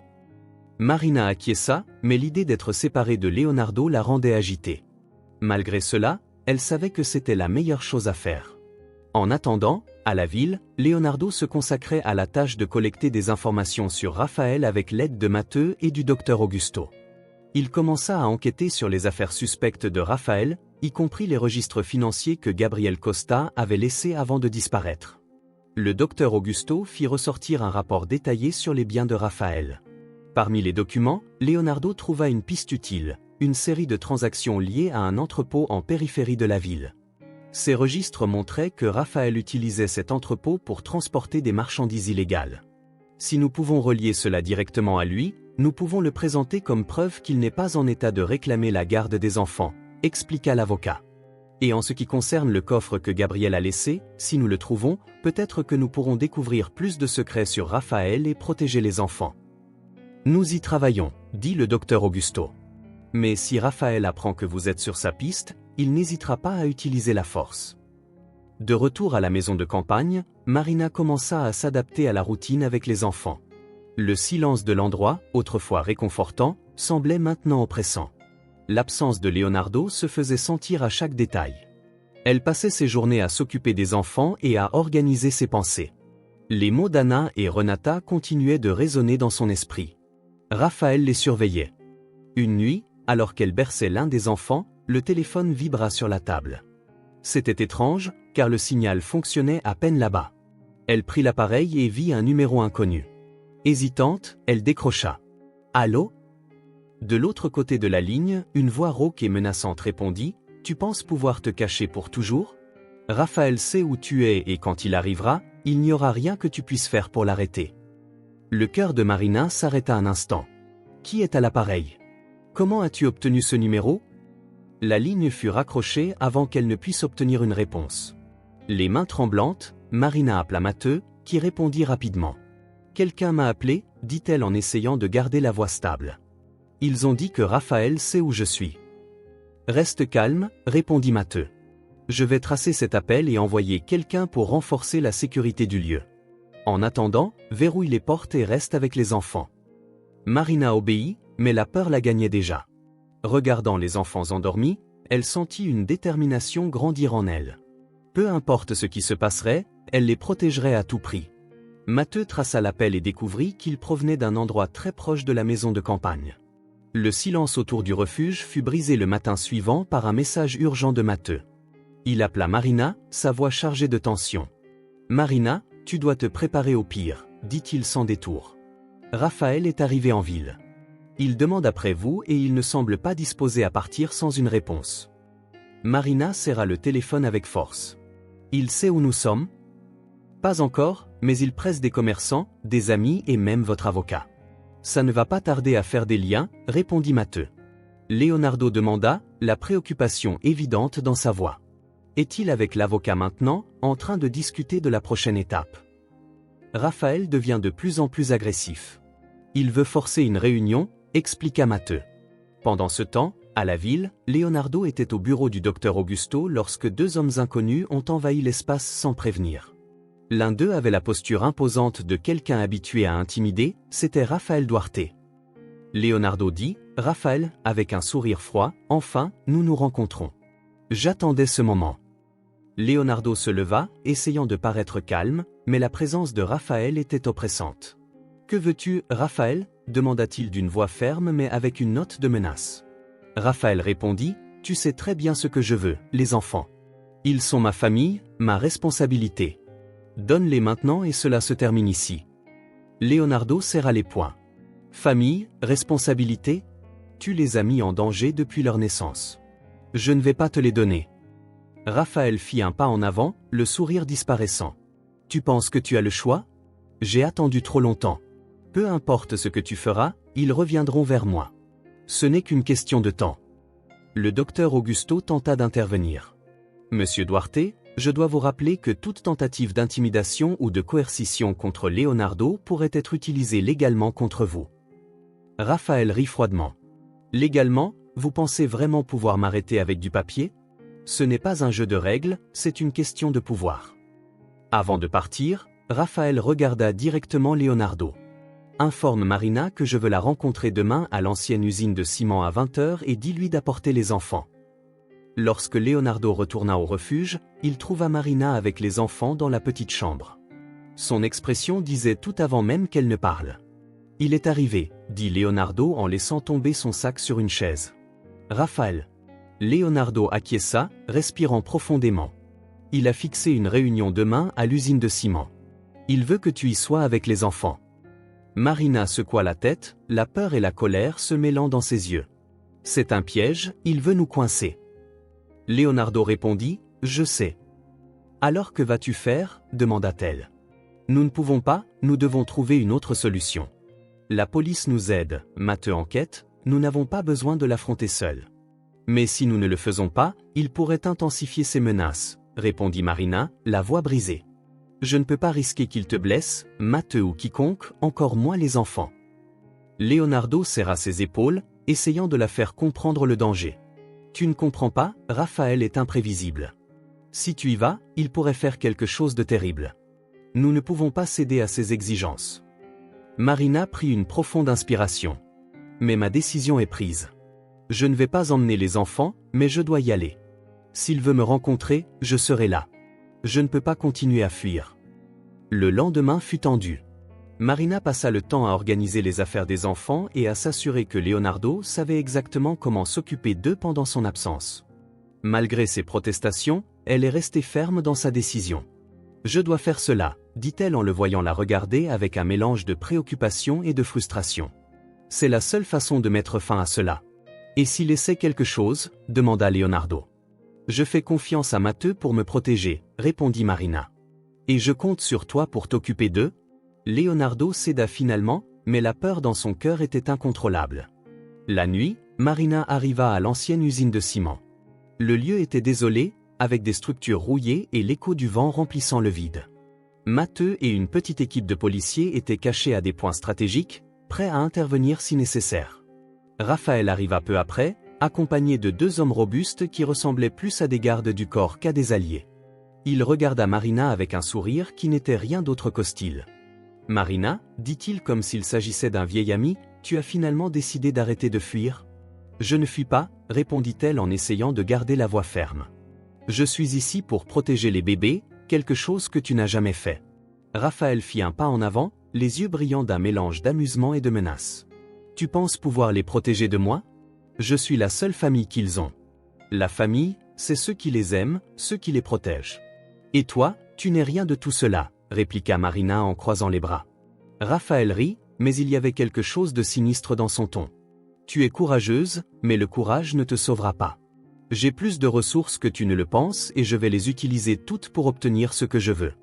J'ai des informations sur l'endroit où se trouve le coffre que Gabriel a laissé et je les utiliserai contre toi si tu ne cèdes pas. La place centrale de la ville était animée, mais cela n'empêchait pas l'atmosphère d'être lourde. Marina arriva sur place quelques minutes avant l'heure convenue. Elle choisit un banc en bois à l'ombre d'un grand arbre et attendit, le nervosité palpable. Elle était là pour affronter Raphaël, mais son objectif réel était de gagner du temps. Leonardo, Matteux et les policiers étaient ailleurs, rassemblant les dernières preuves contre lui et surveillant les mouvements de ses alliés. Quand Raphaël apparut, il était exactement comme Marina l'avait imaginé, intimidant, habillé de vêtements coûteux et accompagné de 2 hommes corpulents. Il s'approcha lentement, le regard fixé sur elle comme s'il l'évaluait. « Marina, dit-il en s'asseyant sur le banc à côté d'elle, je suis heureux que tu sois venue. Finalement, nous avons décidé d'arrêter de jouer à cache-cache, n'est-ce pas ?» Marina avala sa salive sèche en essayant de garder son calme. « Je suis ici parce que je veux protéger les bébés. Si tu te soucies vraiment d'eux, nous devons résoudre cela de manière civilisée. » Raphaël éclata de rire, un rire court et sans humour. « Civilisé ? Tu traites avec la mauvaise personne pour cela, ma chère. Arrêtons de faire semblant. Je sais que tu essaies de gagner du temps pour que tes petits amis me fassent du tort. » Elle ne répondit pas immédiatement, mais garda un regard ferme. « Si tu sais cela, pourquoi es-tu venu ? » « Parce que j'ai quelque chose que tu dois entendre, » répondit-il en se penchant plus près. « Livia ne t'a pas laissé ses bébés parce qu'elle te faisait confiance. Elle les a laissés parce qu'elle n'avait pas d'autre choix, pour les protéger de toi. » Marina répliqua en croisant les bras. « Raphaël, tu crois que tu sais ce qui est arrivé à ma sœur, mais tu ne sais même pas la moitié. Livia a essayé de me tromper, de fuir avec ses enfants, et tu sais ce qui lui est arrivé. » Marina sentit son estomac se serrer. Que veux-tu dire? Elle est morte, dit-il avec une froideur tranchante. Elle a essayé de fuir de moi, et cela lui a coûté la vie. Ne sois pas aussi stupide pour répéter la même erreur. Les paroles de Raphaël étaient comme des coups, mais Marina savait qu'elle ne pouvait pas se laisser abattre. Alors tu admets que tu es responsable de sa mort?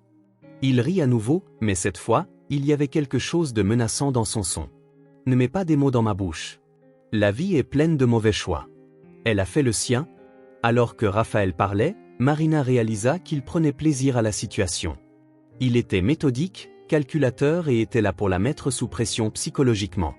Mais Marina savait qu'elle devait rester maîtresse de la situation. Et maintenant, tu veux les enfants, dit-elle en essayant de maintenir la conversation. Pourquoi? Qu'est-ce qu'elle signifie pour toi? Raphaël se pencha en arrière en croisant les bras. Tu penses que je répondrai à ça? Tout ce que tu as à savoir, c'est qu'elles m'appartiennent. Tout ce qui appartenait à Livia. Marina sentit la colère bouillonner en elle mais se retint. Tu n'as aucun droit sur ces enfants. Tu ne les as jamais protégés, tu ne les as jamais aimés. Les yeux de Raphaël devinrent glacials.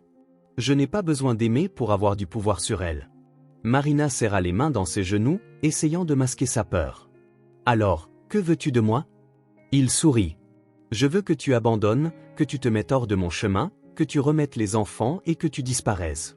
Fais cela, et peut-être que toi et ton idiot de mari pourrez continuer à respirer. Pendant que Raphaël parlait, Marina remarqua les mouvements subtils autour de la place. Matteux et un autre policier étaient stratégiquement positionnés, prêts à agir si quelque chose se produisait. Cela lui donna un peu de courage. « Je ne vais jamais te les remettre », répondit-elle fermement. « Ils ne t'appartiennent pas. » Raphaël se pencha en avant, une expression sombre sur le visage. « Alors je vais m'assurer que tu n'as pas le choix. » Marina resta immobile pendant qu'il continuait. « Tu sais, il est facile de faire disparaître une mère. Je l'ai déjà fait avant, et ce ne sera pas différent avec toi. » Les mots étaient comme des coups physiques, mais Marina ne permit pas qu'il voie sa peur. « Si tu penses pouvoir m'intimider, tu sous-estimes qui je suis, dit-elle d'une voix ferme malgré la tension. Il rit doucement. « Alors, nous verrons. » Pendant que Raphaël se levait, les policiers passèrent à l'action. Matteux et ses collègues avancèrent, mais les hommes qui accompagnaient Raphaël remarquèrent le mouvement et créèrent rapidement une barrière. Raphaël Duarte annonça, « Matteux, arme au poing. Tu es encerclé. Coopérer est ta meilleure option. » Raphaël leva les mains avec un sourire paresseux. « Ah, tu sais toujours comment gâcher le plaisir. » Les policiers arrêtèrent les hommes de Raphaël, mais il resta calme pendant qu'il était menotté. Il regarda Marina par-dessus son épaule. « Ce n'est pas encore fini, » dit-il d'une voix qui ressemblait plus à une promesse qu'à une menace. Alors que Raphaël était emmené, un des policiers informa que des documents trouvés avec lui révélaient l'emplacement exact du coffre laissé par Gabriel. Les jours suivant l'arrestation de Raphaël furent chaotiques mais aussi décisifs. Marina et Leonardo sentaient enfin qu'ils faisaient des progrès contre l'homme qui avait menacé tant leur vie que l'avenir des enfants. Cependant, ils savaient que la victoire était temporaire. Raphaël était astucieux et impitoyable, et ils devaient agir rapidement pour consolider leur protection. Leonardo et Matteux passèrent des heures dans le bureau du docteur Augusto, rassemblant documents, témoignages et enregistrements pouvant incriminer Raphaël de manière définitive. Parmi les preuves se trouvaient les registres financiers suspects de l'entrepôt confirmant ses liens avec le trafic et le blanchiment d'argent, ainsi qu'un rapport récemment découvert sur une transaction impliquant le nom de Gabriel Costa. Cela relie aux disparitions de Gabriel, dit le docteur Augusto en étalant les documents sur la table. C'est aussi la preuve qu'il utilisait la façade de l'entreprise pour des activités illégales. Mais est-ce suffisant pour l'arrêter pour un bon moment, demanda Leonardo, le ton chargé de préoccupation. Matteux acquiesça. Avec la quantité de preuves que nous avons, il sera incriminé. Mais nous devons être rapides. Raphaël a des contacts et des ressources qui peuvent l'aider à s'échapper. Pendant ce temps, Marina était dans le refuge avec les bébés. Chaque moment loin de Leonardo la rendait anxieuse, mais elle savait qu'il faisait tout son possible pour protéger la famille. Elle berçait un des bébés tout en regardant par la fenêtre, le cœur serré par l'incertitude. Son téléphone vibra. C'était un message de Leonardo, « Nous allons à la délégation avec les preuves. Raphaël sera formellement accusé. Je te tiendrai informé ?» Marina poussa un soupir de soulagement. C'était une petite avancée, mais il restait encore un long chemin à parcourir. À la délégation, Matteux et Leonardo présentèrent les documents aux délégués responsables, qui semblaient impressionnés par le volume et la qualité des preuves. C'est suffisant pour un mandat d'arrêt, dit le délégué en signant les papiers. Nous allons émettre le mandat immédiatement et envoyer des équipes pour l'arrêter. Matteo et Leonardo échangèrent un regard satisfait. C'était une étape importante pour désarmer Raphaël et garantir la sécurité des enfants. Mais Raphaël n'était pas bête. Quelques heures après l'émission du mandat, la nouvelle arriva à la délégation, il avait échappé. La fuite de Raphaël fut un coup dévastateur. L'homme disparut avant que la police puisse le rattraper, ne laissant derrière lui que des alliés capturés et une traînée de frustration. Il savait que nous arrivions, dit Matteo en frappant la table. Quelqu'un a dû avertir ? Leonardo était à ses côtés, essayant de rester calme. Que faisons-nous maintenant ? Il ne s'arrêtera pas tant qu'il n'aura pas ce qu'il veut ? Le délégué entra dans la salle avec un air grave. Nous avons pu retracer une transaction récente. Raphaël a retiré une grande somme d'argent et semble se diriger hors de la ville. Mais avant de disparaître, il a laissé un message pour vous. Matteo tendit un morceau de papier à Leonardo. Les mots écrits en encre rouge étaient simples mais chargés de menaces. Cela n'est pas fini. Je viens chercher ce qui est à moi. Leonardo sentit son sang se glacer. Il savait que Raphaël tiendrait sa promesse de revenir au refuge. Marina reçut la nouvelle de la fuite avec un mélange de peur et d'indignation. Elle s'assit sur le canapé avec les bébés endormis dans ses bras pendant que Leonardo expliquait ce qui s'était passé. Il a fui, dit-il, frustré. Mais la police surveille tous ses mouvements. Il ne pourra pas aller très loin. Cela n'a pas d'importance, répondit Marina d'une voix basse. Il est toujours en liberté, Léo, et nous sommes toujours les cibles. Leonardo serra sa main, essayant de transmettre de la confiance. Nous ne le laisserons pas nous blesser. Nous sommes ensemble dans cela. Et maintenant, nous avons des preuves qu'il ne peut pas effacer. Marina acquiesça, mais la peur persistait. Elle regarda les bébés et murmura pour elle-même. Je vais les protéger, quoi qu'il arrive. Une nouvelle piste surgit concernant le possible refuge de Raphaël, mais la police craignait qu'il ne prépare une embuscade. L'atmosphère dans la maison de Marina et Leonardo était de prudence mais aussi de détermination. Après des jours cachés dans le refuge offert par un ami de Matteo, le couple décida qu'il était temps de rentrer chez eux. Raphaël était toujours en fuite, mais les efforts de la police pour le traquer semblaient prometteurs. Nous ne pouvons pas vivre dans la peur pour toujours, dit Leonardo en fermant une nouvelle serrure à la porte d'entrée. Si nous restons cachés, c'est comme si nous avions déjà perdu. Marina, qui s'occupait des bébés sur le canapé, acquiesça. Mais nous ne pouvons pas être négligents. Nous devons nous assurer que cette maison est sûre. Les deux passèrent la journée à installer des caméras de sécurité, renforcer les fenêtres et élaborer un plan d'urgence en cas de problème. Matteo s'assura qu'une voiture de police serait en patrouille dans les environs et l'avocat Dr Augusto aida à accélérer le processus de garde définitive. Pendant ce temps, quelque chose de surprenant se produisit. Les voisins commencèrent à se rapprocher. Madame Lourdes, qui avait été l'une des premières à suspecter Marina et Leonardo, apparut à la porte avec un plat de nourriture et une expression de regret. « J'ai appris ce qui se passe », dit-elle d'une voix hésitante. « Je ne savais pas ce que vous affrontiez. Je veux aider si je peux ?» Marina accepta le plat avec un sourire faible. « Merci, Madame Lourdes. Tout soutien est le bienvenu. » D'autres voisins suivirent l'exemple, apportant des provisions, offrant de l'aide avec les enfants ou simplement montrant leur solidarité. La communauté qui semblait auparavant méfiante comprit maintenant que Marina et Leonardo menaient un combat plus grand que quiconque ne pouvait l'imaginer. « Vous êtes courageux », dit un des voisins, un jeune nommé Felipe. « Si vous avez besoin de quoi que ce soit, nous sommes là, avec le soutien de la communauté et les mesures de sécurité renforcées. » Marina se sentit plus confiante pour prendre une décision importante, demander la garde définitive des bébés. Le docteur Augusto était optimiste quant aux preuves qu'ils avaient rassemblées contre Raphaël et à son historique de négligence. « Nous avons un dossier solide, mais nous devons encore être prêts à toute surprise, surtout si un autre parent biologique apparaît. »« Je suis prête, » dit Marina avec fermeté. « Ces enfants ont besoin d'un foyer stable et nous allons nous assurer que cela se réalise. » Alors que le processus légal avançait, la tranquillité du moment fut interrompue par une nouvelle alarmante. Matteo appela Leonardo en début de soirée, la voix chargée d'urgence. « Nous avons des informations que Raphaël pourrait revenir en ville. » « Pas encore confirmé, mais il a été vu sur une autoroute proche, » répondit Matteo. « Il vient ici, c'est probable. Je veux que vous restiez en alerte.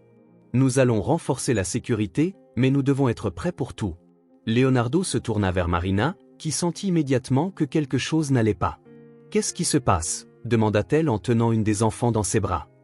Raphaël revient, répondit Leonardo avec la mâchoire serrée. Matteo avertit que Raphaël pourrait avoir un plan pour attaquer la maison pendant la nuit. Cela laissa Marina et Leonardo en état d'alerte maximale. La nuit tomba sur la maison de Marina et Leonardo, mais cela ne suffisait pas à les vaincre. Tous deux étaient en alerte maximale après l'avertissement de Matteo. La petite maison semblait tranquille de l'extérieur, mais à l'intérieur, c'était un champ de tension. Les bébés dormaient dans la chambre pendant que Leonardo vérifiait une dernière fois les caméras de sécurité récemment installées. Matteo et 2 policiers étaient positionnés stratégiquement à proximité, prêts à agir si Raphaël essayait quelque chose. « Es-tu sûr qu'il vient ?» demanda Marina, les yeux fixés sur la fenêtre. « Oui, il a été vu sur l'autoroute. »« C'est seulement une question de temps, » répondit Leonardo. « Mais cette fois, il ne nous surprendra pas. » Vers minuit, le son de pas furtifs activa le détecteur de mouvement dans la cour. Leonardo vit à travers la caméra un homme grand et au corps lent se déplaçant dans les ombres. Il était accompagné de 2 autres hommes, c'était Raphaël et il n'était pas seul. Leonardo prit une profonde inspiration et prit le téléphone. « Ils sont arrivés, Matteo ?» De l'autre côté de la ligne, Matteo répondit rapidement. « Nous sommes prêts. Restez en sécurité ?» Raphaël et ses complices s'approchèrent prudemment de la maison, tentant de forcer la porte des arrière-cours. Marina serra la main de Leonardo tandis qu'ils observaient tout à travers les caméras. « C'est maintenant » dit Leonardo, les yeux fixés sur l'écran. Soudain, les lumières de la cour s'allumèrent, illuminant les intrus. Raphaël jura à haute voix, mais avant qu'il ne puisse réagir, Matteo et les policiers avancèrent depuis leur position en criant des ordres. « Restez immobiles !» Les complices de Raphaël tentèrent de fuir, mais furent rapidement capturés par les policiers. Cependant, Raphaël ne se rendit pas si facilement. Il sortit quelque chose de brillant de sa veste, un objet qui reflétait la lumière, et commença à reculer, regardant autour désespérément une voie de fuite. Il cria « Matteo, utilisez un équipement défensif pour le contenir à distance. » Raphaël cria « Vous pensez pouvoir m'arrêter ?» avec une voix chargée de fureur. « Vous ne comprenez pas ce qui est en jeu. » Avant qu'il ne puisse réagir, un des policiers le désarma d'un mouvement rapide et le fit tomber au sol. L'objet glissa de sa main et tomba loin. Alors que Raphaël était immobilisé, il fut rapidement menotté et emmené dans la voiture de police. Lorsque le silence revint enfin à la maison, Leonardo relâcha l'air qu'il ne s'était même pas rendu compte qu'il retenait. Il embrassa Marina avec force. « C'est fini » dit-il d'une voix étouffée. « Est-ce vraiment fini » demanda Marina, encore tremblante. Leonardo ne répondit pas immédiatement. Le cri de Raphaël mentionnant quelque chose de plus grand en jeu résonnait dans son esprit. Le matin suivant, Matteo revint à la maison pour informer de l'arrestation formelle de Raphaël. Il semblait plus sérieux que d'habitude. « Raphaël fera face à plusieurs accusations, dit-il. En plus des preuves que nous avons réunies, la tentative d'invasion et les menaces contre vous le maintiendront en détention pendant longtemps. » Matteo fit une pause en regardant le couple. « Mais il y a quelque chose que vous devez savoir. » Lors de l'interrogatoire, Raphaël a mentionné à plusieurs reprises la justice cachée. Marina et Leonardo échangèrent un regard. Il a dit qu'il a échoué avec le groupe et que les secrets de Livia sont maintenant en danger. « Cela confirme que la justice cachée est liée à tout cela ?» demanda Leonardo. « Oui, je le savais. Et s'il a laissé les bébés avec vous, c'est parce qu'il avait confiance qu'ils seraient protégés. » Plus tard, en organisant la maison après le chaos de la nuit précédente, Marina trouva quelque chose caché sur l'étagère d'un ancien placard. Parmi quelques livres poussiéreux, il y avait un petit journal avec une couverture usée et des pages jaunies. Elle ouvrit le journal et lut la première page. Le nom de Livia y était écrit dans une écriture délicate. « Léo, regarde » appela-t-elle, tenant le journal avec des mains tremblantes. « Qu'est-ce que c'est » demanda-t-il en s'approchant. « C'est le journal de Livia » répondit Marina, les yeux écarquillés. Elle a écrit. Cela pourrait contenir les réponses que nous cherchons. Marina ouvrit une page marquée dans le journal et trouva un message qui semblait lui être destiné. Si tu lis ceci, cela signifie que Raphaël a échoué. La justice cachée est plus proche que tu ne le penses. Mais ne cesse pas de te battre. Protège les bébés, ils sont plus importants que tu ne le penses. Marina et Leonardo restèrent silencieux, le poids du message pesant sur eux comme un coup. Ce n'est pas fini, dit Leonardo d'une voix chargée de détermination. La salle resta silencieuse, à l'exception du doux bruissement des pages du journal tournées à voix basse. Alors que Leonardo écoutait attentivement, Assis à côté d'elle avec un des enfants endormis dans ses bras, le journal de Livia était plus qu'un simple récit. C'était un témoignage de courage, d'amour et de sacrifice.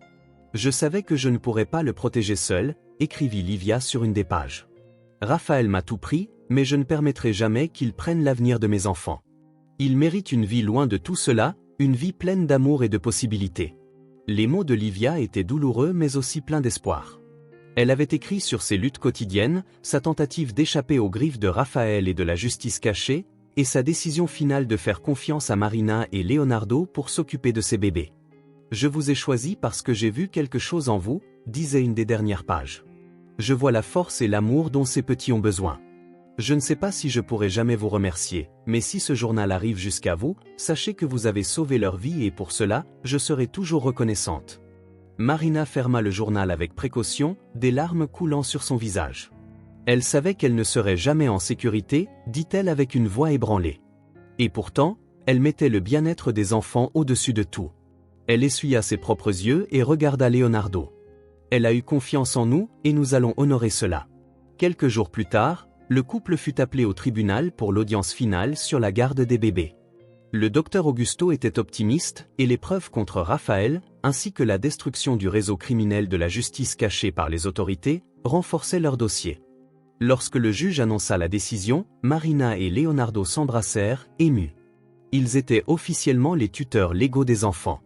La bataille était gagnée et ils pouvaient enfin commencer à construire une vie sans la peur constante qui les avait accompagnés pendant si longtemps. La maison était plus vivante que jamais. La cour, qui était autrefois un espace tranquille et solitaire, était maintenant le cœur de la nouvelle famille.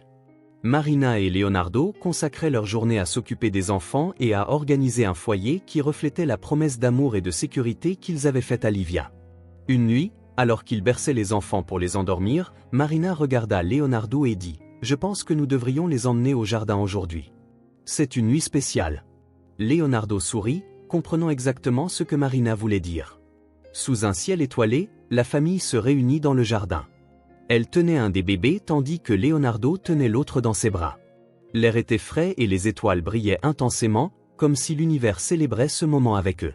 « Livia nous a donné un cadeau, » dit Marina en regardant le ciel. « Et nous ferons tout ce que nous pouvons pour honorer son sacrifice. » Leonardo serra sa main, les deux unis par la promesse qu'ils avaient faite à la mère des enfants. Elle a eu confiance en nous parce qu'elle savait que nous pourrions être la famille dont ils ont besoin, et nous le serons.